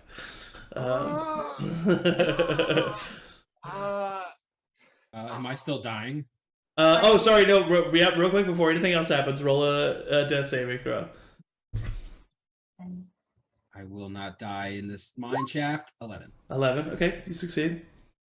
Anybody do anything to Morton? I go over, like, limp over after being bludgeoned super hard and trying to heal him, or try to, like, stabilize him. Okay, roll a medicine check. You just gotta get above a 10. Damn it! It's a -1 and I got an 11! No, that's good. If it meets, it beats. That's the same thing. Oh, You just okay. gotta get a 10. Okay. So yeah, I mean, it's not good. It's not well done. There's just like, Flint's currently bleeding from his head from being bludgeoned by this beetle, and Morton comes over and just takes a bunch of the dirt and gravel from the floor and just kind of shoves it into the wound. But you stop the bleeding, and no more death saving throws need to be had. Probably rest here until Flint maybe comes back up. Yeah. Well, yeah, if we want to sit here for a little bit, I have a lovely little psalm that I can sing him to make him feel very better. Oh, does that work? I wanna hear that. Yeah, if you want to sit next to me, you can. Anybody who wants to feel better about the situation that we're in, please, come and sit by me, and I'll sing you this psalm. Okay. All right, and as you can see, there's a little like campsite here that is fresh. It's quite fresh. And the backpacks that are there and even the tent seem to be covered in this like vague slime. It's not a lot, but it's definitely a little bit sticky, and the bodies of the two humanoids kind of have that same sheen on them, and so you put two and two together that this was some kind of campsite. And while you rest and investigate these bodies, we will take a bio break. So we are going to take a little break. So stand up, stretch, make sure you stay hydrated, and yeah, we'll be right back. So don't go anywhere. You guys are jerks. Hi, welcome back to Charmed Persons. Hope you had a good break. Make sure you stand up and stretch if you haven't. Where we last left off, our party had just come into a battle, into contact with these humanoid / bug-like creatures who were partnering with this giant beetle. Flint went down a couple times, but everyone survived more or less unscathed. And a short rest was taken so that healing could be done. And I don't know if everyone heard Angie before you booked it, but anybody who wants it got 8 points of healing from Angie during the short rest. And also Anybody for use hit dice? Yeah, did anybody use hit dice? I'm going to, just to be extra sure. Yeah, I will. Definitely. You'll get. I'll play a song of rest. I'll play some nice smooth jazz just to kind of Yeah. after that. Some hold music. You get an extra D6. Okay. All right. So, Fuck yeah. you most likely have probably all healed back up to full. And also, so our viewers know, during this short rest, you have leveled up to level 4. So as we always do, if you don't level up during a long rest, just level up and then make sure the same amount of hit points and spell slots are gone. But yeah, you all feel a little bit more experienced, a little bit more refined in your abilities after that fight. May? Can I just take a second and collect my couple arrows that I shot? The one that you missed and bounced off the thing is not good. And the other guy broke his, so you're only able to collect the one from the eye of the creature, but you are able to get that one. Can I identify these creatures? Like, is it normal that they attack? Are they crazed? Roll an investigation check. I'd like to give him help on that since I'm proficient with investigation. Sure, go ahead and Morton helps you look at these bodies so you can roll with advantage, Flint. Okay, thanks, Morton. 19. 19. With a 19, you definitely have never seen this mixture of humanoid and insect before. This is weird. It's you've heard of like insect-like humanoids or insect-like creatures, but this is clearly parts of these creatures are still like flesh and still human ish. And then there's like parts of chitin and parts of insect-like fluids and attributes that are almost like coming out of the skin, and almost like it's like the two different sides of them are like fighting for the same body. I will say with a 19, some of the stuff that they are wearing definitely looks like it's clothing made for the underground. Just you're very similar to what that kind of clothing is. Or you're very familiar with what that kind of clothing is. And then also the parts of their flesh that is still visible, their skin color is like it kind of varies in between even each of them, but it's like a dark blue, maybe a deep purple.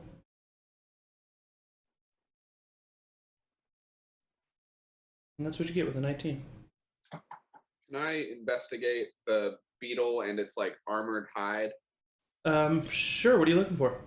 I'm trying to see if it's better than my leather, but doesn't add any disadvantage where I just say, I don't know, have someone help me make it into armor. Go ahead and roll an investigation check.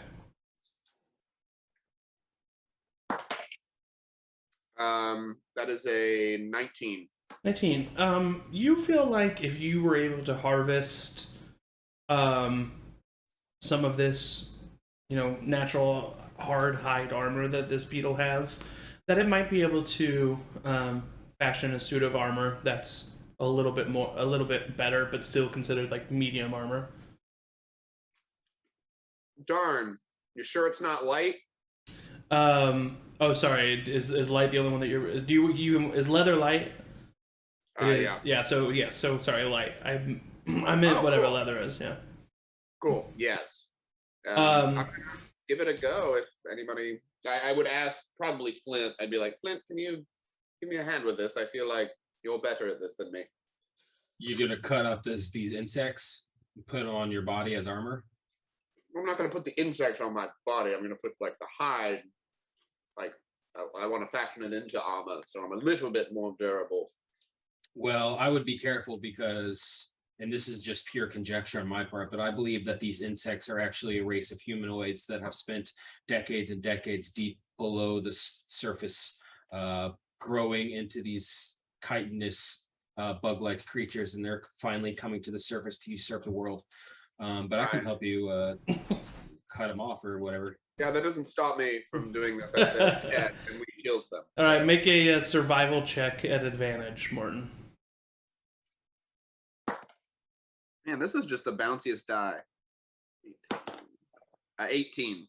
18. With an 18, I would say you're able to. It takes you about 10-15 minutes, but you're able to cut two by 2 foot sections of this armor off that would be able to be cut up into smaller pieces and kind of threaded together to create like a suit of armor. But as of right now, they're just like 2 by foot slices.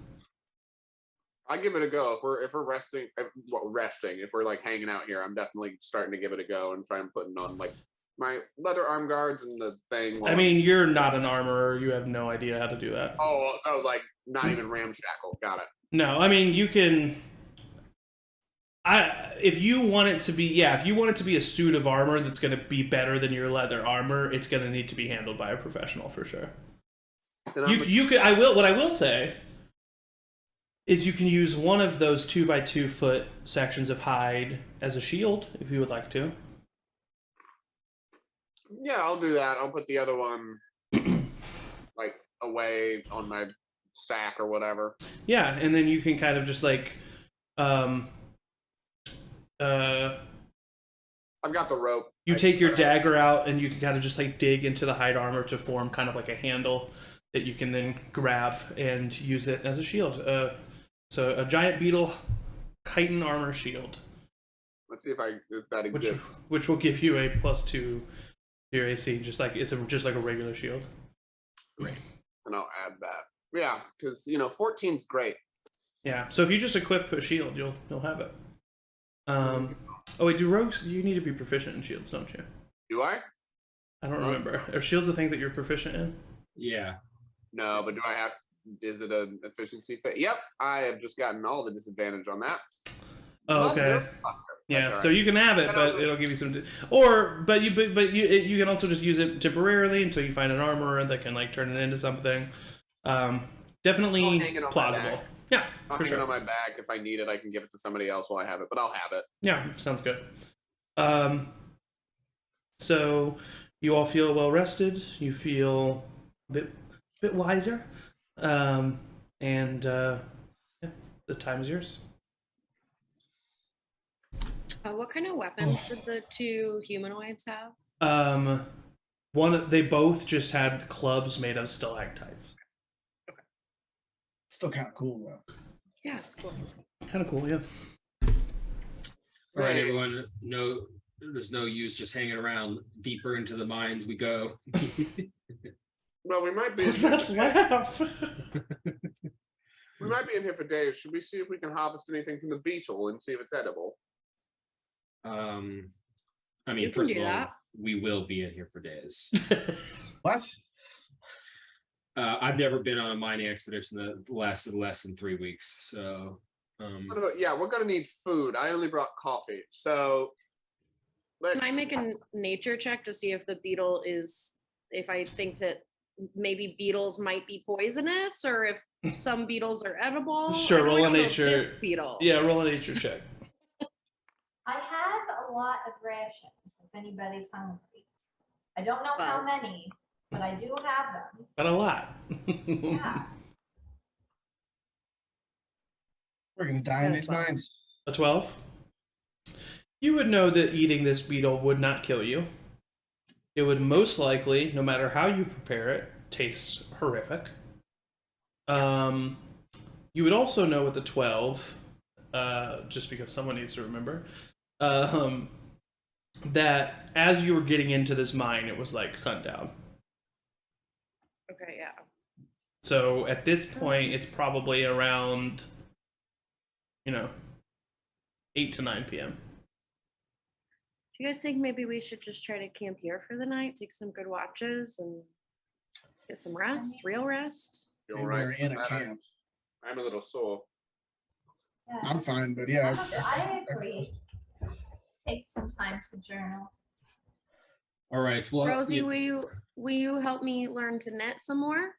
Oh, well, obviously. Thank you. We cooking up this beetle? yeah, we'll cook up the No, beetle. eat this ration and I'll throw a piece of jerky on him. we should eat this beetle first so we save the rations because the beetle's gonna go bad. Well, let it go That's bad. probably You true. can eat better than a beetle. We're not going to be here forever. Yeah, I mean, we might be dying here for months. What Flint is saying. Years, Oh, maybe. listen, Oh, that we can't do that. I'm gonna die in these mines. What? You said so many times you weren't Do gonna you die. want to No, die in these no. I would no. Sounds I would like just you say like if I it. were to die, I would want to die on my own accords in some mines. But I am happy with life right now. Thank you. Because you No could more have people died. are dying. No more people are dying. Yes, no more people are dying. Or Okay. being taken. Let's be clear about that. Just so we put that energy in. Oh, you had to. Okay. Okay. We all have to We're promise, talking about don't it. be Okay. taken. I won't. I pinky swear whoever will do it with me that I won't be taken. So are we eating this fucking beetle or what? Yeah, you guys cook. Yeah, we'll you we'll cook. knit. I'm No, gonna. do whatever you want. Right. I'll start Do cutting into whatever this you beetle. want. It's just us 5, right? It is? Yeah. Yeah, Edmund's gone. Okay, I'm gonna scout ahead just a little bit down the next path just to see what it is. Not go too far, just to make sure that I got a good idea of what's around us. Yeah, how far are you willing to go? Well, I can look 120 feet, so we'll say 240 feet away. Okay, yeah. So you make your way down this tunnel. It kind of bends around a corner. You make it to that corner and kind of look down. Seems to keep going.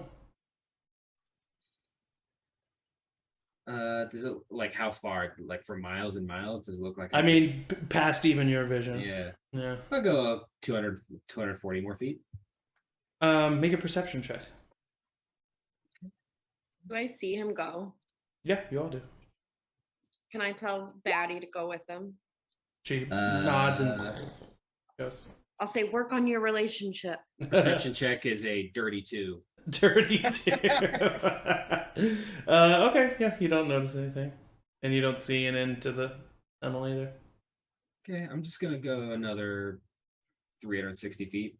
As you get about a little over 500 feet away from this camp, you kind of hit something, and you look down. You didn't see it coming up because of your 2 perception. And there's a fireplace at your feet that seems to have been recently put out. And you just hear over to your left, hello, friend. I look down at my urn and I say, help, and I cast invisibility. Okay. You go invisible, and you look to the source. Do you look to the source of the sound? Yeah. You see a elven man sitting there, with long, like brown and purple coat, kind of a dark green vest, dark black and purple slacks, deep blue and purple skin, long white hair, kind of pulled back, but clearly of elvish descent. Go ahead and roll a history check for me. Okay. 14. With a 14, you have heard of these people that live underground. Miners would talk about them as if they were ghouls and goblins of the mining world. There's this legend of these elves that were once high elves that disagreed with the ways of the high elves and therefore defected from them and went underground to avoid judgment and persecution from the high elves. And in their time underground, their skin began to darken and become blue and purple, and their eyes became adjusted to the light. Their hair lost all nutrition from the sun and became this streak of white or silver. And they're called the Drow. And from one of the stories that you heard, through their time underground, they lost themselves and became savages and, fiendish people. And you just see this guy, and he's looking at you, and he has a lute in his lap. And he's looking at you, and he's like, "Oh, hello there. How you doing? Oh, well, that's nifty. All right. Hello." I just tiptoe back down the passage I just came from. Hello. I just leave. Am I seeing things? And yeah, you walk away. Oh no, we lost Angie. Oh, we lost Angie. Oh no.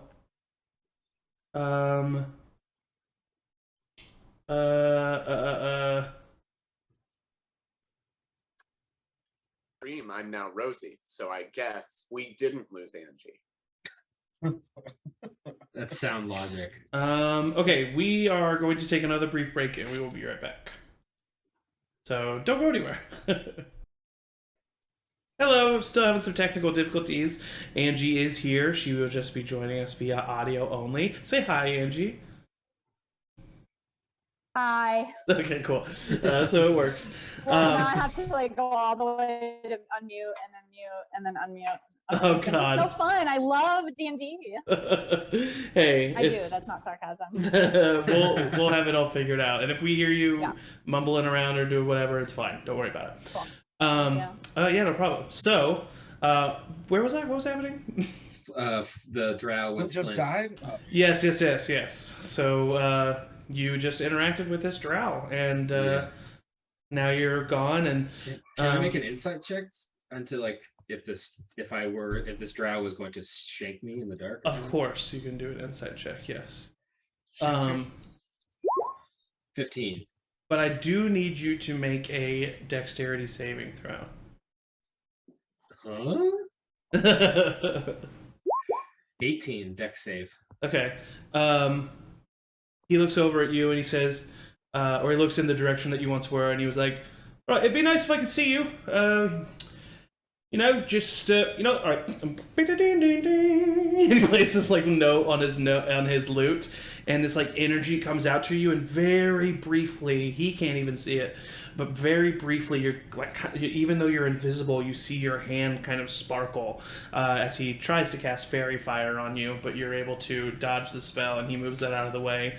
But with an insight check of 15, you don't notice any malicious intent. As a matter of fact, he seems definitely like more on guard now. He seems a little afraid with what just happened.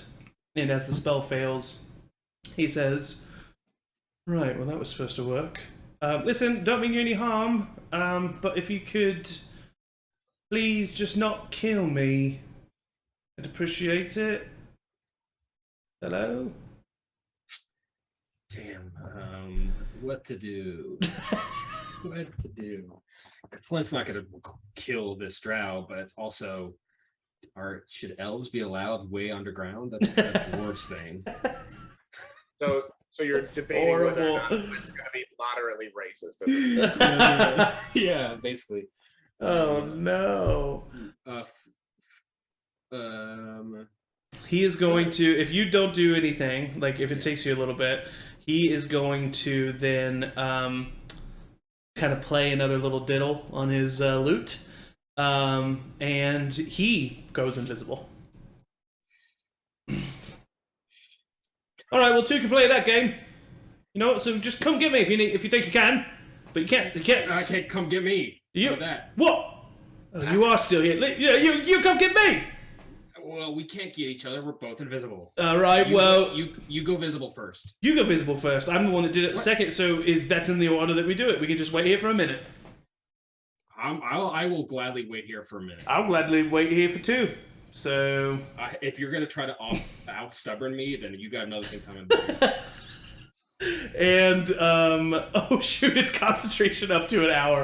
About a minute passes, and he's like, "All right, well, are you really looking?" I was thinking greater invisibility. That's a little bit shorter. I'm willing to do the full hour, man. Listen, are you really? What's your name? The name's Brick Yilsaw. What's your name? Bobby. All right, Bobby. Well, listen here.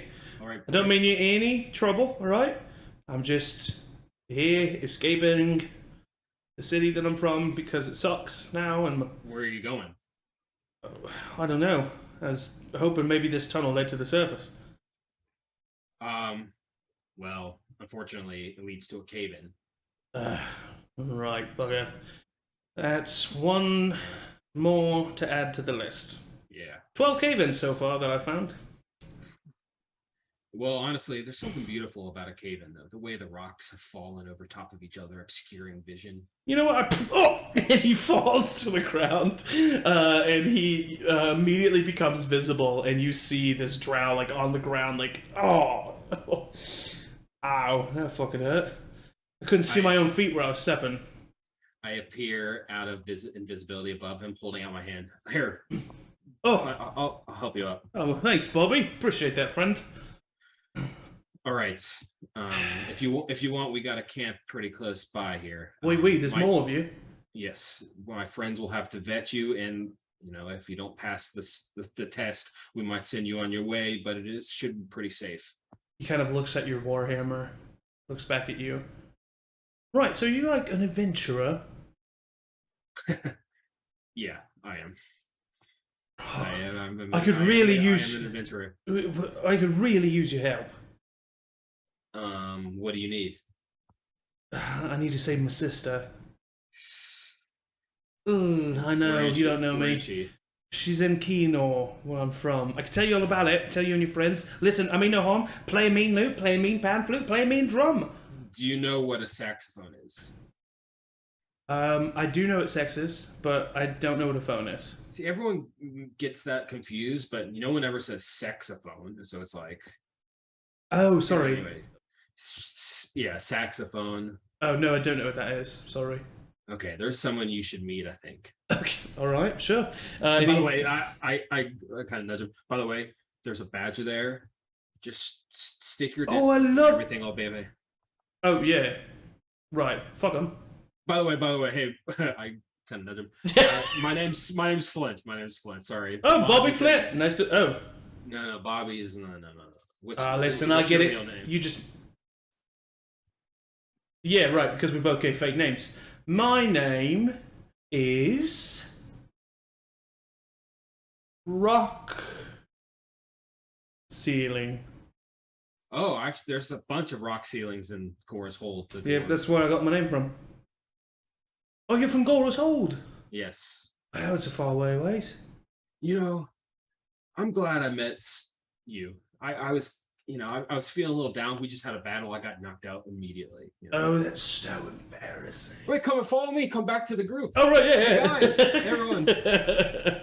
And you all see Flint return, and he has with him another person that looks a little bit like this. Uh-oh, Morton thinks he's hot.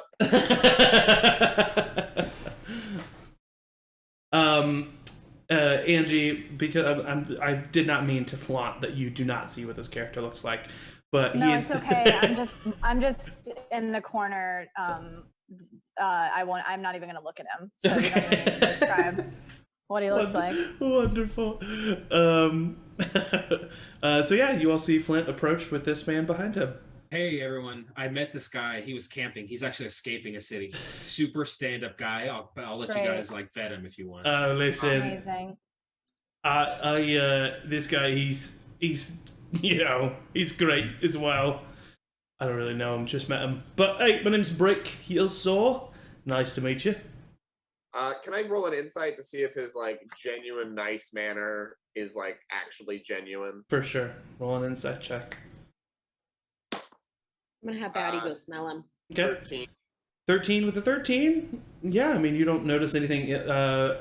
Maybe a slight feigning of confidence, but not in a malicious way, and more of a building himself up kind of a way.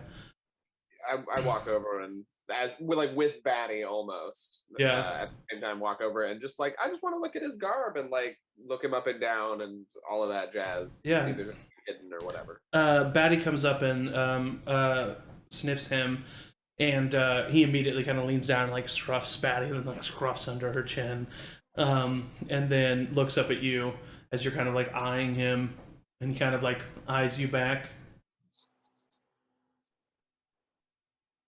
Pleasure. And I take my hand out and I hold it out to shake Brick's hand. Right, yeah. Nice to meet you. My name's Brick. Toos! That's something I invented. It's nice, right? That's good. That was funny. I liked that. You got him. Yeah. I don't even. For just a moment. Oh, God. Here we go again. What did you say, Rosie? I don't even see it. I have my back turned to it, but I kind of crumple a little bit and have one single tear go down my face because Brewster used to do that. Oh. And I'll just be like, sure. Oh my God. Can I give you a sad-spiration? And then I'll just I didn't even use my other inspiration. I mean, it sticks with you the whole campaign until you use it. Okay. All right. I'll take a sad inspiration. You live down here? Right, yeah. Well, me and a bunch of others like me, except I don't really. A bunch of others. Yeah. Well, yeah. We're the Drow. City. You've heard of us, right? Have I? And I would say, go ahead. No, honestly, I would say these are pretty rare individuals in this world. I would say that because of his times in the mines, Flint was able to remember a story, but the rest of you have not ever heard of the Drow before. No, I haven't, but I must say you are positively charming. Those white locks. Oh, well, thank you. Yeah, right. We all got them. Well, you see, this is exactly the problem. This is why I want to get to the surface, because I want people to tell. I want to tell our story. You know, not enough people know who we are. You guys like mole men? All right, it's rude, but I'll take it and I'll acknowledge it and I'll accept it and I validate your experience. We do live underground. Well, you know what? Let me just show you. And he takes out his lute and he starts playing this intricate song that is the story of the Drow, and it kind of in a lyrical, poetic way describes what I described to Flint earlier about how they Play some background sax. As you do, he kind of like nods his head. Told you. And as he finishes the song, he kind of like swings the lute back around to his back, and he looks at you and he says, "All right, is that the saxophone?" Well, it does work like that, but it's called a saxophone. Oh, right. No, I'm sorry, Flint. You did correct me on that last time. My bad. That's bloody brilliant. I've never heard a horn like that. Oh, yeah, I made it myself. So a little bit of a Fantastic. Oh, my goodness. Good, You're a proper musician then, aren't you? Good mood Yeah. setter, I would say. Oh, all right. Okay. It's so nice to have another underground guy around the campfire, you know. Just like I feel like we speak the same language, Brick, you know. He puts a hand on your shoulder, and he kind of like squeezes it a little bit, and he says, "Right back at you, Flint. Born underground, stay underground, right?" Hell yeah. What time of day it is? Who cares? We do still have the passage of day, so we don't, Yeah, just go us too. insane. I actually right? live above ground. No, yeah. I've never seen above ground. That would be nice. It's great. You're going to love it. It's honestly overrated. Well, that's what I was looking for, but apparently it's a cave in where you guys came from, so I don't think I'm going to be able to find it. That's okay. There's a lot of tunnels where I come from. I've only tried 12, so hundreds more to check. Hundreds? Oh, yeah. Hundreds? For sure. Quick question. Right. Have any of them that you've been down, have any of them had, like, something that resembles a constructed tomb or a vault or anything that might look He kind of looks at you. death-oriented? Did you say tomb? Yeah, tomb. You know what's funny about that is right before she was captured, Nisa said she found a tomb. Had the symbol of a big red pole on it. A big red. Well, fuck me. All right. Where was that? Don't know. I didn't really believe her, but she would know where it is. But She she back did. in your city? She did tell you where. What? I'm sorry, Flint. I cut you off. No, she didn't tell me which tunnel it was down, but she would know, and she's back at the city, and that's kinda one of the reasons I wanted to talk to you. You see, my sister's been captured, right? And it would be really great if I could rescue her. Yeah, that would be good. So do you think if maybe you could help me out with that? I know for a fact she'd be very thankful and take you directly to wherever she saw the red paw. How much deeper is your city? It's about probably 3 miles down this tunnel. Hell yeah, I'm in. Ooh. Yeah, before I agree, can I just check something and I'll walk up to Brick? Yeah? Do you just mind real quick? I just got to verify something. Are you going to touch me? Yes. All right. Where? Your arms. Oh, okay, yeah, sure. It's fine. I'll check for it. And as you do, he's like flexing. He's like really trying to like make his muscles good. I'll just check for an animal tattoo. One compliment him on that. Does fine. Oh, it's nothing. And he, you notice no tattoos? Right. Yeah, all right. Well, I'll help you. You just like to look at the inside of a man's elbow before you agree. I understand. Don't That's we how all? you know it's closest way to the heart's through the elbow. Well, yeah, you clearly see that he's like he's one of those people that like, if you say something that he doesn't know about, he will definitely like try to act like he knows about it.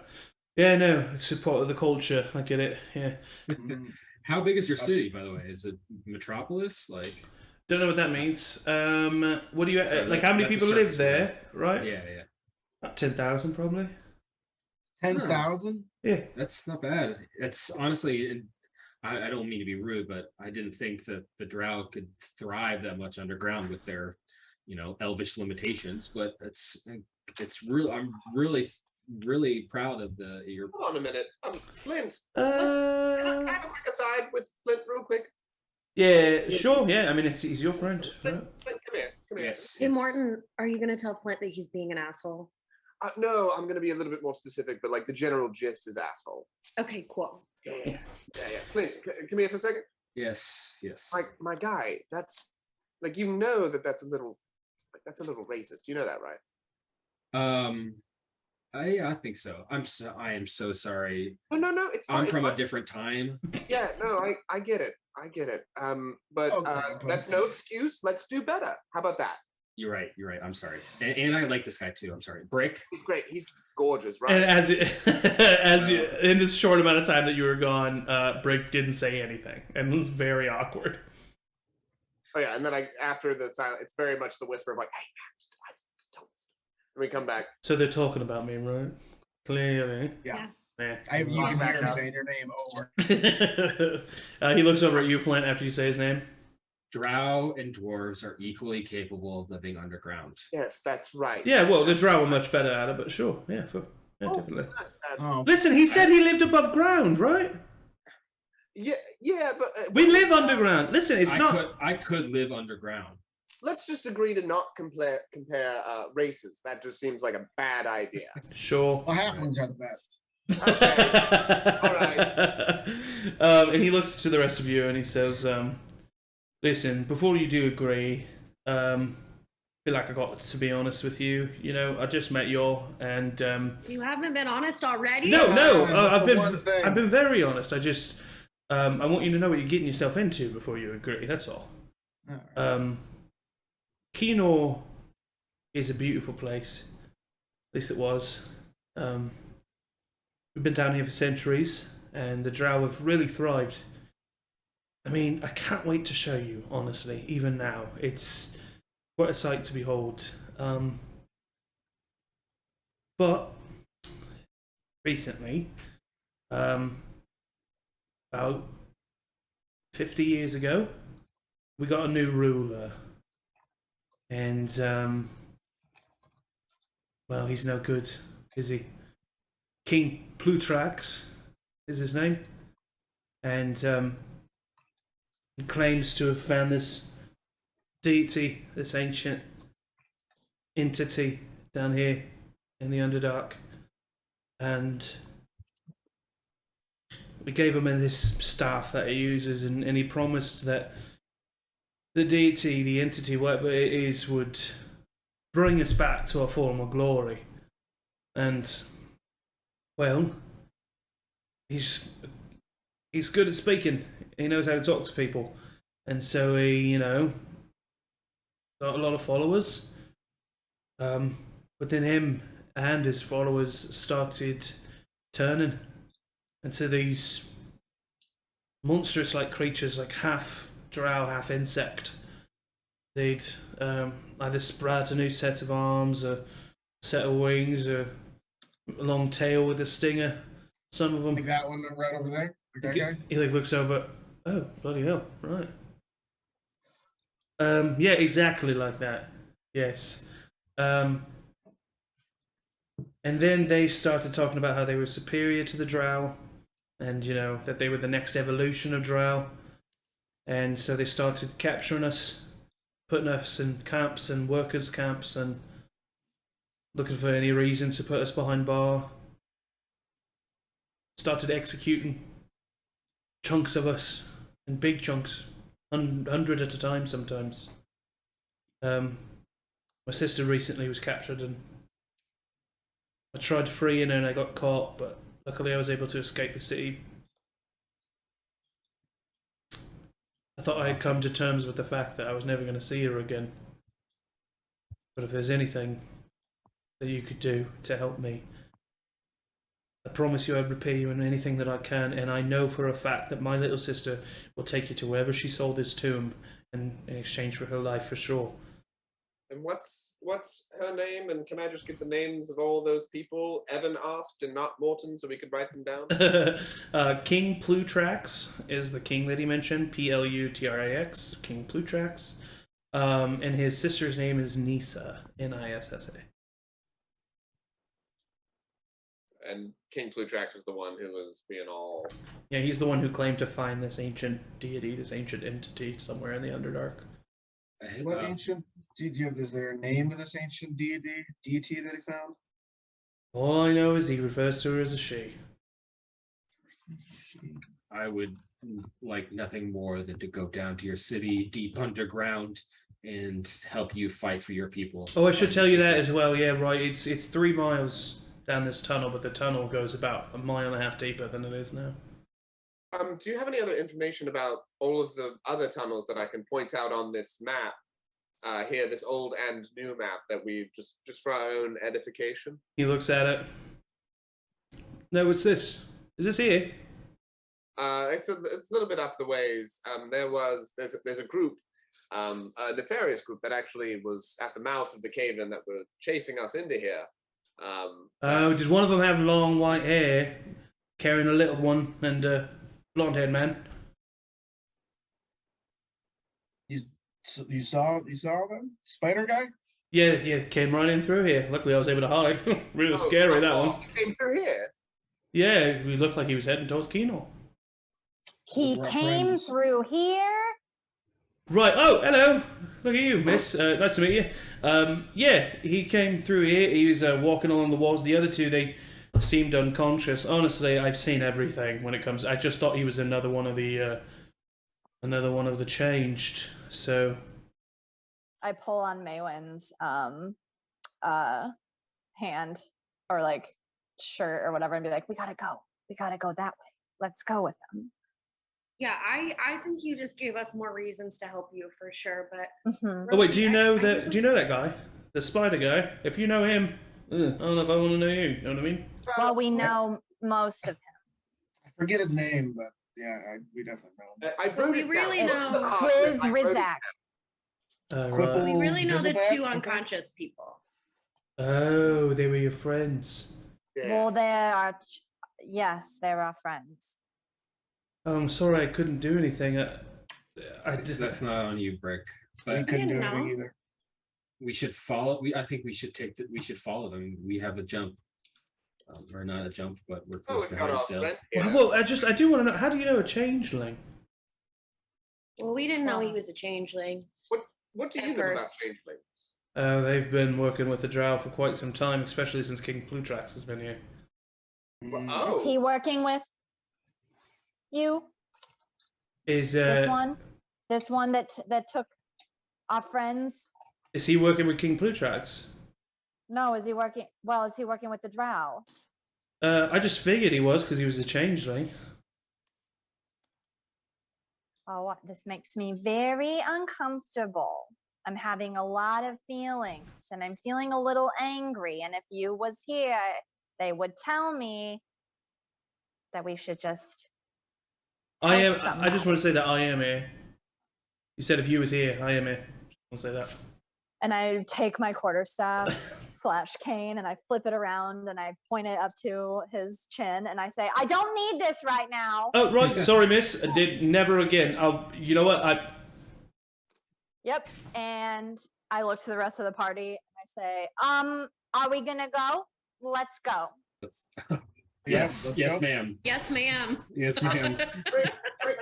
Do can I walk by you? I just want to talk about the history of the changeling, the drow, everything you can tell me about this place. I'm genuinely very fascinated. Would love all the information you. Listen, if you're asking me to talk, I will.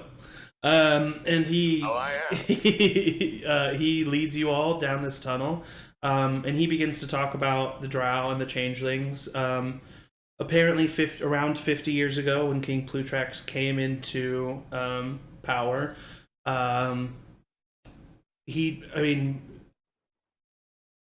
Brick is just a normal dude, so he doesn't know the details of this. But apparently, a portal was opened up to the Feywild, and through this portal, the drow met changelings and have been using or not really the drow, like King Plutrax and his followers, have been meeting with the changelings and using them to honestly, he doesn't really know. He just knows that they've been together and that he's seen them and that people in the streets would talk about them, and he just knows that the relationship has been beneficial on both sides. But he doesn't know much more. He's just, he's a random citizen off the street, Brick, basically. I asked specifically. Oh, by the way, I'm also flirting through this whole thing by just being genuinely interested in what he has to say. Yeah. Just wanted to blanket statement that. For sure. Could I ask him specifically about any information regarding changeling abilities and the mind splitting? Is that a possible thing in other with other changelings? Basically, just get every piece of information, a la know your enemy, but I'm not a fighter. Yeah, so I just have to straight up ask. For sure. Yeah, he says that he doesn't know about the mind splitting. He's never really heard about that. He knows that the changelings can change the way that they look, not only visually but physically. To the touch, they are altered, which is different than an illusion. That he tells you that he's a bit of an illusionist. He knows how to create. He talks about this show that he would put on every once in a while for the local kids, and pretty much you discover that he's a bard, and he tells you that he knows about the changelings and the way they're able to change the way they look, and that the King Plutrax and his followers would sometimes use them to look like other people so that they can get more information about where the drow were, or what the drow were up to, and that's pretty much all he knows. I'd also ask if that's how does one see through a changeling change, a disguise, if there's a possible way to see through that kind of. He says, yeah, kill him. I'm going to insight that and see if that's, sure. If he's lead me on. That's a 14. He seems angry, but truthful. I note that down in my head and then keep walking and keep picking his brain about random things that I might see in the cave or whatever while we keep walking. Yeah. Anybody else do anything during this little 3-mile hike? Nope. No. Alrighty. Well, as you continue, oh wait. We haven't rested, right? You have not rested. No. You just got up and went. That's fine. Do we need to stop and rest? I am okay. I'm full health, but I'm full health. I get mine back already on a. My power's a little depleted, but I should go ahead. I mean, we might if we're going into a city. Right. That's what I'm saying. Maybe changelings and drow. Maybe rest before we get to the city. Or just find an inn. Yeah, I will. And he kind of talks, and he's like, "Oh yeah, for sure, they got inns, yeah. But if you look like a drow, or if you look like you don't belong, it's gonna be a problem, right?" Are the bugs short? Are there any short bugs? 3.5 foot, 4 arms, little guys. Maybe 5 foot. Yeah, I've seen it. Yeah, I think you could see a 5 foot. Yeah. So like this, I'll kind of change into one. Oh, that's disgusting. You Passable? really nailed that. Yeah, you look good. Cute, Oh god. Cuinn. You're not able to give yourself, as far as I know, 2 different arms. You have to have the same amount of limbs. I'm pretty sure. Probably. But he says that you pass off just fine, and you do look like a bug-eyed, like big creature. So, and not all of them had 4 arms. Like the guy that had the wings, he didn't have 4 arms. Okay, cool. Yeah. Obviously, I will fit right in as a underground creature myself. If we put a little like gray, if we could make all this red gray, then yeah, you would fit in. There's some people down there called the Durgar. They look like you, but mean buggers. Do I know anything about them? Yes, you would definitely know about the Durgar. They are cousins to the dwarf species. Very similar origins as the Drow as far as the separating from the dwarves, except this came out of a banishment rather than a voluntary exit. This sect of dwarves was kind of like basically kill anything that's not a dwarf. Dwarves are superior. Dwarves are the best. And that sect was banished into the Underdark to die out. But they didn't die out. And they became kind of adapted to the dark.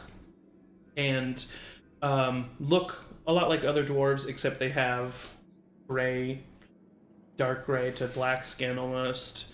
But like night black. And gray beards and yellow eyes.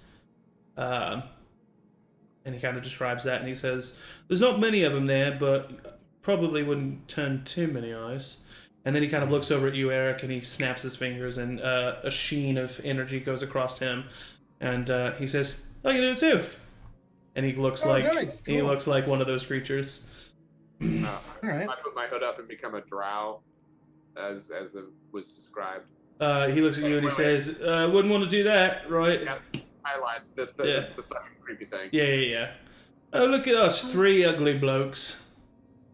Hey, Brick. 2 questions. Do 2 you think answers. they will be freaked out by a giant badger? Oh no, some of them use those as pets. Oh, okay. Can I just be me?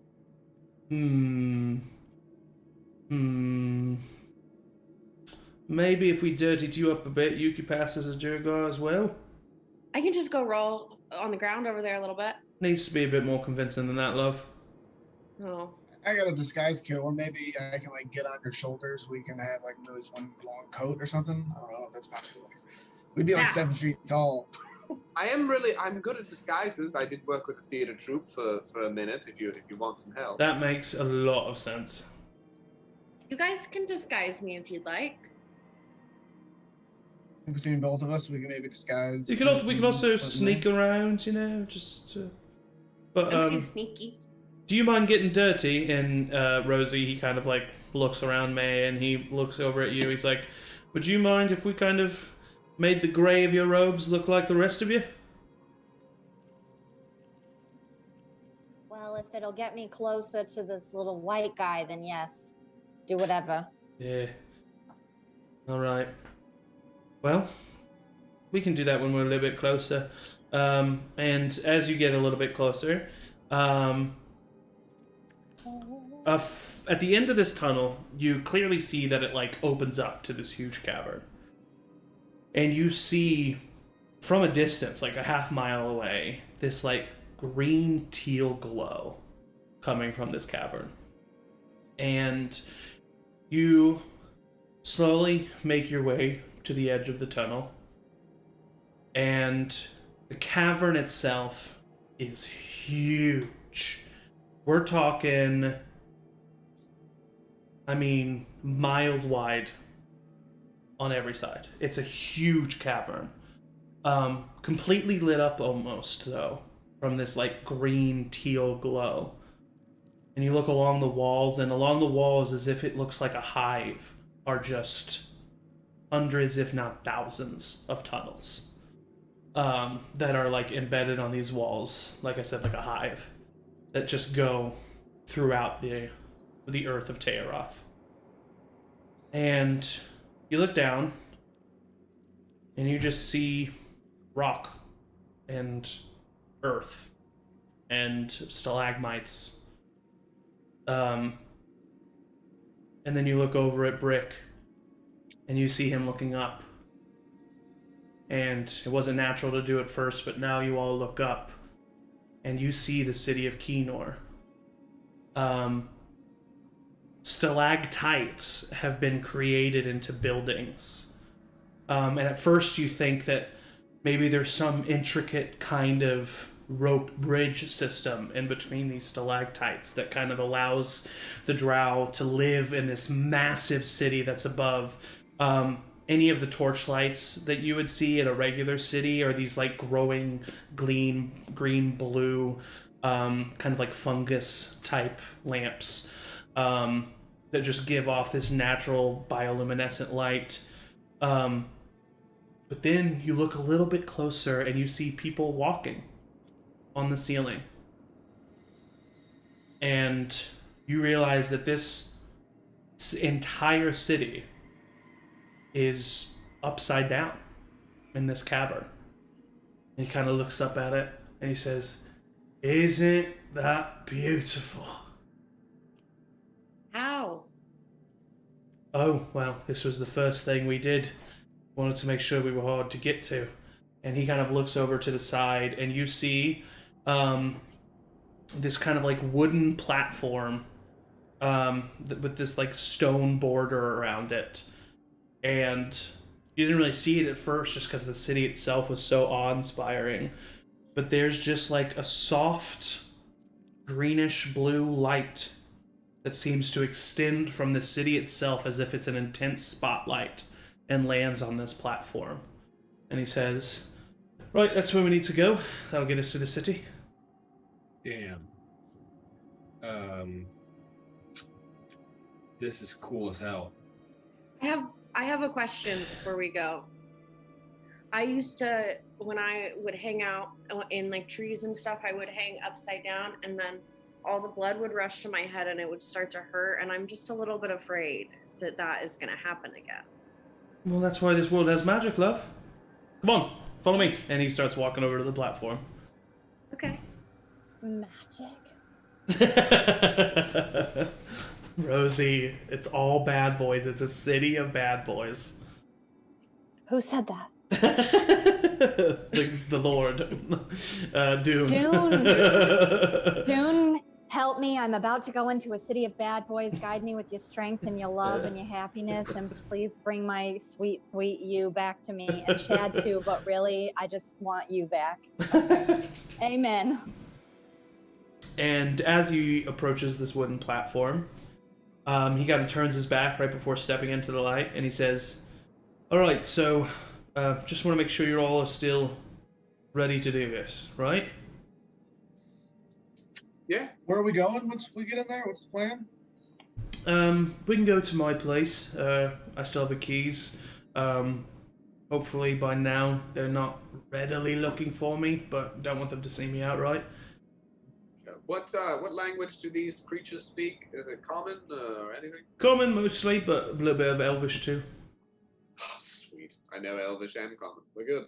Right. Congratulations. Be I'm weird sure if you... Dwarvish is frequent, pretty common throughout the streets here. Yeah, to the Durgar, they definitely speak Dwarvish. Hey, Flint, did you know that I can speak Dwarvish, and I say that in Dwarvish? I look at you. How did you learn the mother tongue? People watching. Dang, that's incredible. So, Cuinn and I had a really expensive education. You might not realize it, but Yeah. we don't show it. Yeah, I would have guessed very that you were smart. uneducated. Brick kind of walks over and pulls out his satchel, and you see this kind of like what looks just like a drop of water but is maintaining itself in his hand. And it's a large, it'd be a large drop of water. And he kind of puts it on the ground, and it spreads out and kind of turns the rough dirt into like a dark mud. And he looks over at Morton and Cuinn, and he says, "Right, this will probably be good for the others. This will be a good color." Right. I give it a go and immediately like smear, just like very much Simba. Like Yeah. Mate's head. I'll just throw a big mud ball at me. Be like, "You're good. You got it. I think." Yeah. And then I'll go over and I will say, with both of you having abilities in disguise kits, you are able to make May and Rosie and Flint look like these dark gray-skinned, gray-haired creatures. But if they run into any, somehow rain or any water or something like that, it might not be so great, but looks good for now. And then he kind of steps up, and he steps back into the light, and as he does, he just starts floating up into the air. All right, come on! Oh my I'll dude. run and jump. And as you run and jump, and Batty kind of like follows you, and then is just like flailing and not knowing what she's doing as she's like climbing up. And you all just start to rise in this spotlight upwards towards the city. And then when you get about 20 feet above the tallest, the lowest building in this city, you pass this invisible field of energy that you can kind of feel pass over you. And as soon as you do, you kind of feel your body start to flip back around, and your hair starts to fall upwards as your body turns. And the entire gravity of this city switches and reverses. And you find yourself landing on the ceiling, except it feels as if you have just landed on solid ground. And you look up, and you can see where you just came from. And it's... actually, I need all of you to make Constitution saving throws for me. Ooh. Not Oh good. boy, that's a 9. Natural 2024. Amazing. 3. 8. Rosie, let's say... I rolled a 17. So Okay, if you you're wanna good. just You're take good. that. Yeah. Do I need to roll one for Batty? No, Batty's okay. Batty's used to, Batty burrows at dig, so she's used to her, center of balance being put into different areas. But the three of you, Morton, Cuinn, and Maewyn, immediately puke.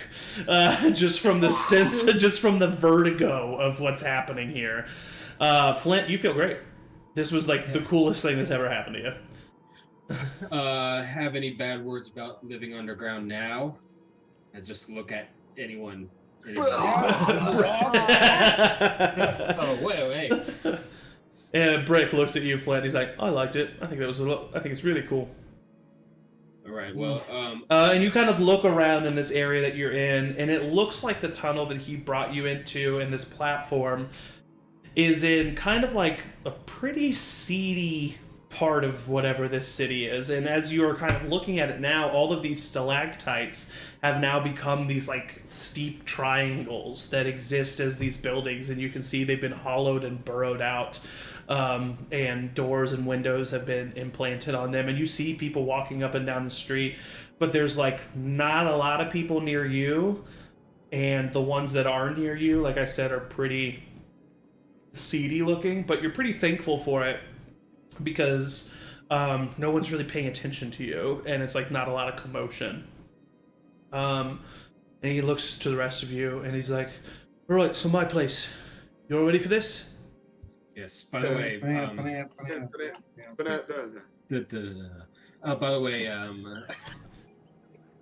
Wow, that was weird. by the way, so for all those of us who are Durgar, just remember, you hate the world and you're very angry.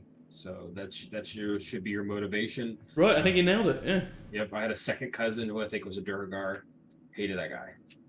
All Or right. maybe he wasn't. I don't know. I don't understand You the youth. hate the world and you're very angry. Yeah, Rosie's. You I don't know hate if the you could channel world that. and you're very angry. This I is suddenly hate seeming the like a world. bad exercise. And I'm very angry.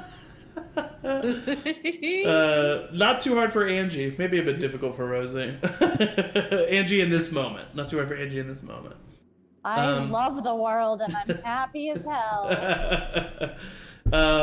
Then he starts to lead you kind of like in between some of these stalactites. As you walk, you do see that there are mostly some of these like half insect, half drow creatures walking around. Some of them have 4 arms. Some of them are flying above you with wings. Some of them have spider legs coming out of the back of them. Not like the ones that or that Quiz had, but other ones. Because there's actually 8 of them rather than just 4, and they kind of climb up. You see that some people have like, they look pretty similar to drow, but they just have this like, their skin is just hard chitin, and their eyes are a bit yellow. You do see some drow, however, they are mostly in chains and or kind of definitely clearly under the servitude of one of these other creatures. And every time that happens, even though he's in this like weird insect drow form, you see Britt kind of like shudder and like look away. And you come across this one stalactite eventually that climbs up, and he kind of like takes you all in. And as you walk in, there's just a huge spiral staircase that goes all the way up. And then off of certain landings on the spiral staircases are these holes that have these like what look like wooden doors, but they are made out of like hardened, polished fungus. It looks like there's not a lot of wood that they can get down here. And so what is usually in place of what would usually be wood is replaced by this like treated hard fungus type material. And you can see it's almost cork board in the way that it feels. And he takes you up to one of the doors, pulls out a set of keys, opens it, unlocks it, walks inside, and gestures all of you to come in, and then shuts the door. And you see it's a pretty humble abode. There's just like a small table with 2 chairs. There's a lot of dust around. There's a small kitchen area. It's just one big room. There is no separate rooms. And there's just 2 like twin beds basically off to one other side. And then there's like a chest of drawers at the end of each bed, and in the middle there's like a fire pit that definitely seems like it's been dormant for a while. And he kind of walks forward and just snaps his fingers, and the fire pit kind of roars, and then he looks to the rest of you and drops the disguised self, and he is his normal drow self again. And he says, "Well, welcome to Kino." Nice place. Thanks for having us. You got any brewskis? No. Last time I went shopping was weeks ago, and I'm assuming and he kind of walks over to like his cabinets and starts opening them up. He's like, "Yep, they took everything." Damn it. People are used to other people kind of disappearing, and so they tend to just find their way into the disappeared's houses and take what they can for survival. Rosie, you were going to say something?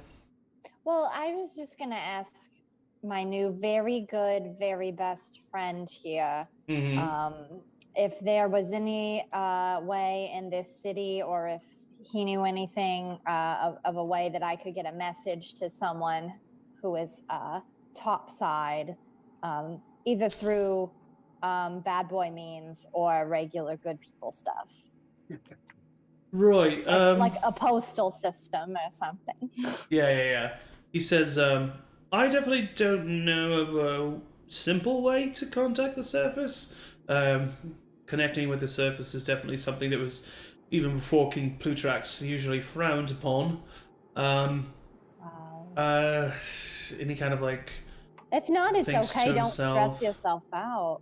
Well, I would like to, I'd like to help you. I can message someone about 120 feet away, but that's about all I can specifically do, and, yeah, I don't really know. I'm sorry, love. Well, that's okay. Thanks for trying. I really appreciate it. You seem to be, really on edge. You said you knew those two unconscious people. Yes, and you don't need to consistently remind me that they were unconscious. Oh, right. Sorry. I'm sorry. I don't mean to be rude. No, you're right. You're right. They're your friends. I shouldn't be saying things like that. Well, one of them is my child. That makes sense. I'm sorry. It's okay. You didn't know, and it doesn't make it any different or any more important to the task at hand. Right. Just a little more emotionally driven, and everything's fine. And we've been having a great time on this trip. Yeah, no.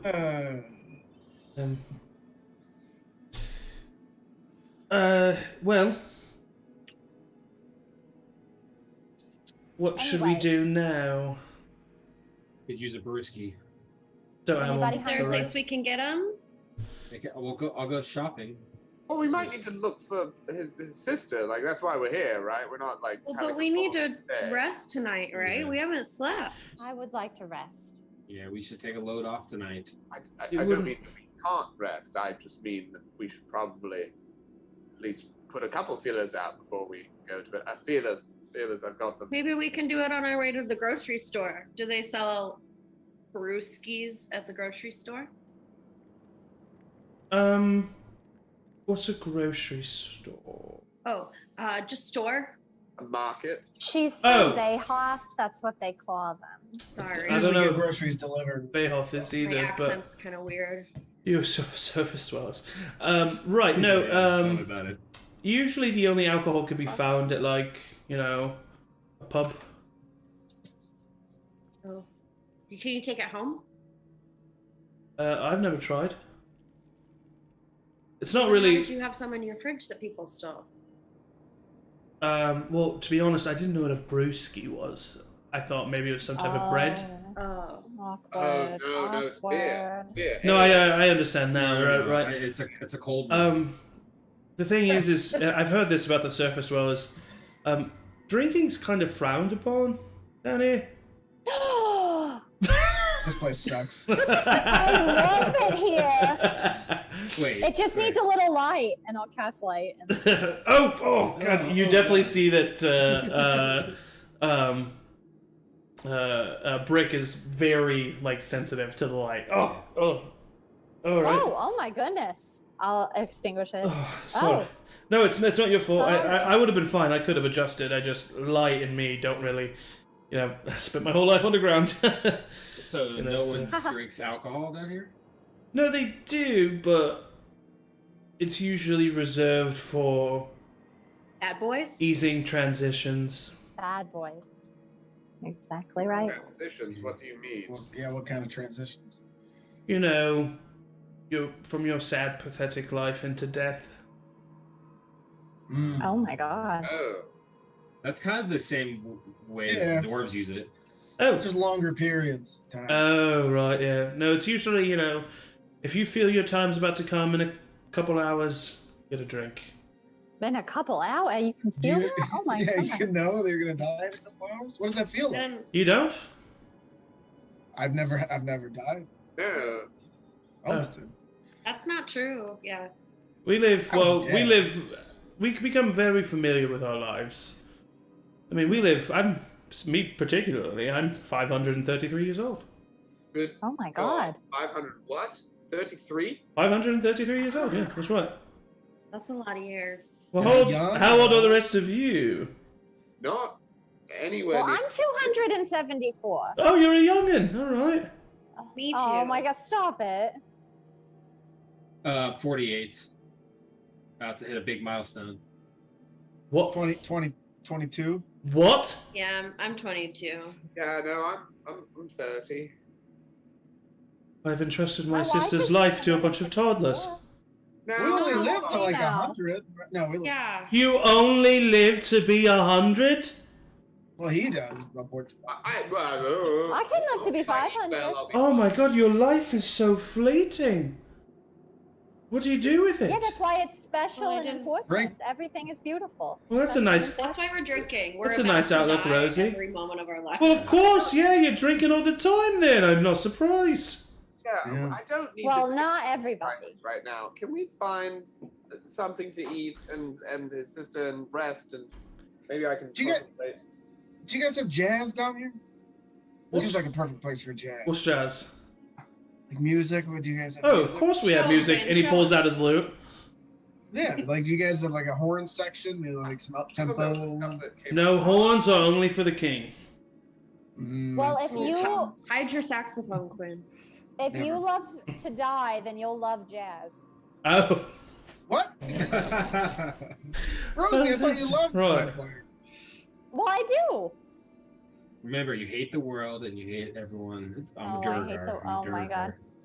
When I'm a you do Durga. use jazz to kill people sometimes. I have. That is a That is very astute true. observation. That's true. That's Thank you. genuinely unsettling. Every time it's mentioned, I really am upset by that. What do we need to? Where do we need to go to save your sister? Is there like a first step that we could take tonight? Do you know where she is? Yeah, I do. She's in the Well, then let's go there. she's in the prison. All right. Now, is this a prison that has guards in it? Yeah, it's behind the castle walls. Is she bad? No, she's She's not bad, bad at though. all. No, she's not bad at Then why all. is she in prison? Because Keen Plutrax is bad. Oh, it's just as corrupt here as it is in Barrington. Okay, I see. I don't know where that is, but yes. That's all We'll right. take you there when you get to the surface. Oh, wonderful. This- Um, What do you this guys is- do for fun down here? Like, what do you guys? For fun. Well, we play music. We play music, right? Right. Beetle races. Love a good beetle race. Yeah, beetle races are fun. Duels to the death, of course. And Push your friend down a shaft. I used to do those. There'd be no, a big old shaft, and there'd be a little dwarfling there, and I'd no. push him in. Mainly, we just like to tell stories. We're big storytellers. No, I've not definitely us. got good stories that I could share, you know. Good, yeah. So yeah, like I said, unfortunately, she's in the prison, which is behind the castle walls. Well, So at should this we point, go at we've done night? worse things. Well, there's really no night. At here. night, yeah. I'm not really. When do What? Go ahead. when do people sleep or rest? Depends on what their job is. When do you think the king sleeps? What the God. The king's probably asleep right now. We have to So talk. this is the end of your day, or is it the beginning of your day? Like, what time is it here? When did you sleep? Oh, I am a bard, and so I tell stories. And so I am usually asleep right now, and I'm about to wake up soon. You're thinking about it the wrong way. There is no usual time you wake up or usual time you go to sleep. It's all very just kind of... Yeah, right, like today is my meal day. Sometimes it's other people's free day. Yeah. Well, So We're all on when do different you think days. is the best time to go? You guys Right are the now. adventurers. I don't really know. Yeah, I don't think there's gonna be a good. well, I time. think if we just wander to get some food, fuel ourselves, have a little rest, and I do just- some reconnaissance. I don't know if we should be out in public too much, you know? I'm a little scared about that, right? What if we You go see- one at a time as not to draw attention, or two at a time? There's a knock Boy, on the door. oh my God. Everyone be calm. You're Doomed. respected What's that mean? person. What's that mean? What's that mean? it's your house. Just go and answer it, and just say that we're here. We're all people that should be You here. don't need to say why we're here. Yeah, we're Just say hi. Can I help you? having a book club. Book club. Okay, right. Go, go, go. Oh, yeah. I go I'm over gonna go in front of May and I'm gonna cast invisibility on May. Okay. I'm gonna go whichever way the door is. The door like a hinged door. It opens inside. Yeah, so I'm gonna go to where it opens and like hide behind the door. Okay. So I can see behind the crack. Yeah, sure. I'm gonna have charmed person at the fucking ready. I'm gonna sit on the couch, very straight Yeah, back. I'll sit next to Flint. I'll also sit next to them. He I'm opens. gonna invisibly sit on top of Batty so that nobody runs in to me because they would have to run into her. Okay, yeah. He opens the door, and he says, "Oh, well, she's gonna love this." And he kind of moves to the side, and those who can see the door, especially Morton right away, you see a very frazzled and scared Pentwee, and Shadrimi Strongjaw. And you has this like compass out, and they're kind of looking at it, and they like point it over and to you, Rosie. And they say, "Wow, it really did help me find you." What? And that's where we're going to end today's session. We're going to end a little bit early so we can get our party members back before too much crazy stuff goes down. So next week at 2 p.m. Central, we will be continuing the Tayaroth campaign, and we will see what our party does in the city of Kinnor. Now that they're city. thank you. Yeah. Now that their party members are back. So, like I said, 2 p.m. Central next week, and then the following Monday, 29th, 7 p.m. Central is the continuation of Eric's LongShot with D&D fantasy characters in the real world. So if that sounds interesting and cool to you, come check it out. Yeah, I think that's it. So looking forward to seeing you next week. Looking forward to having a full party. And as always, everybody say bye. Okay. See you. Have a good day.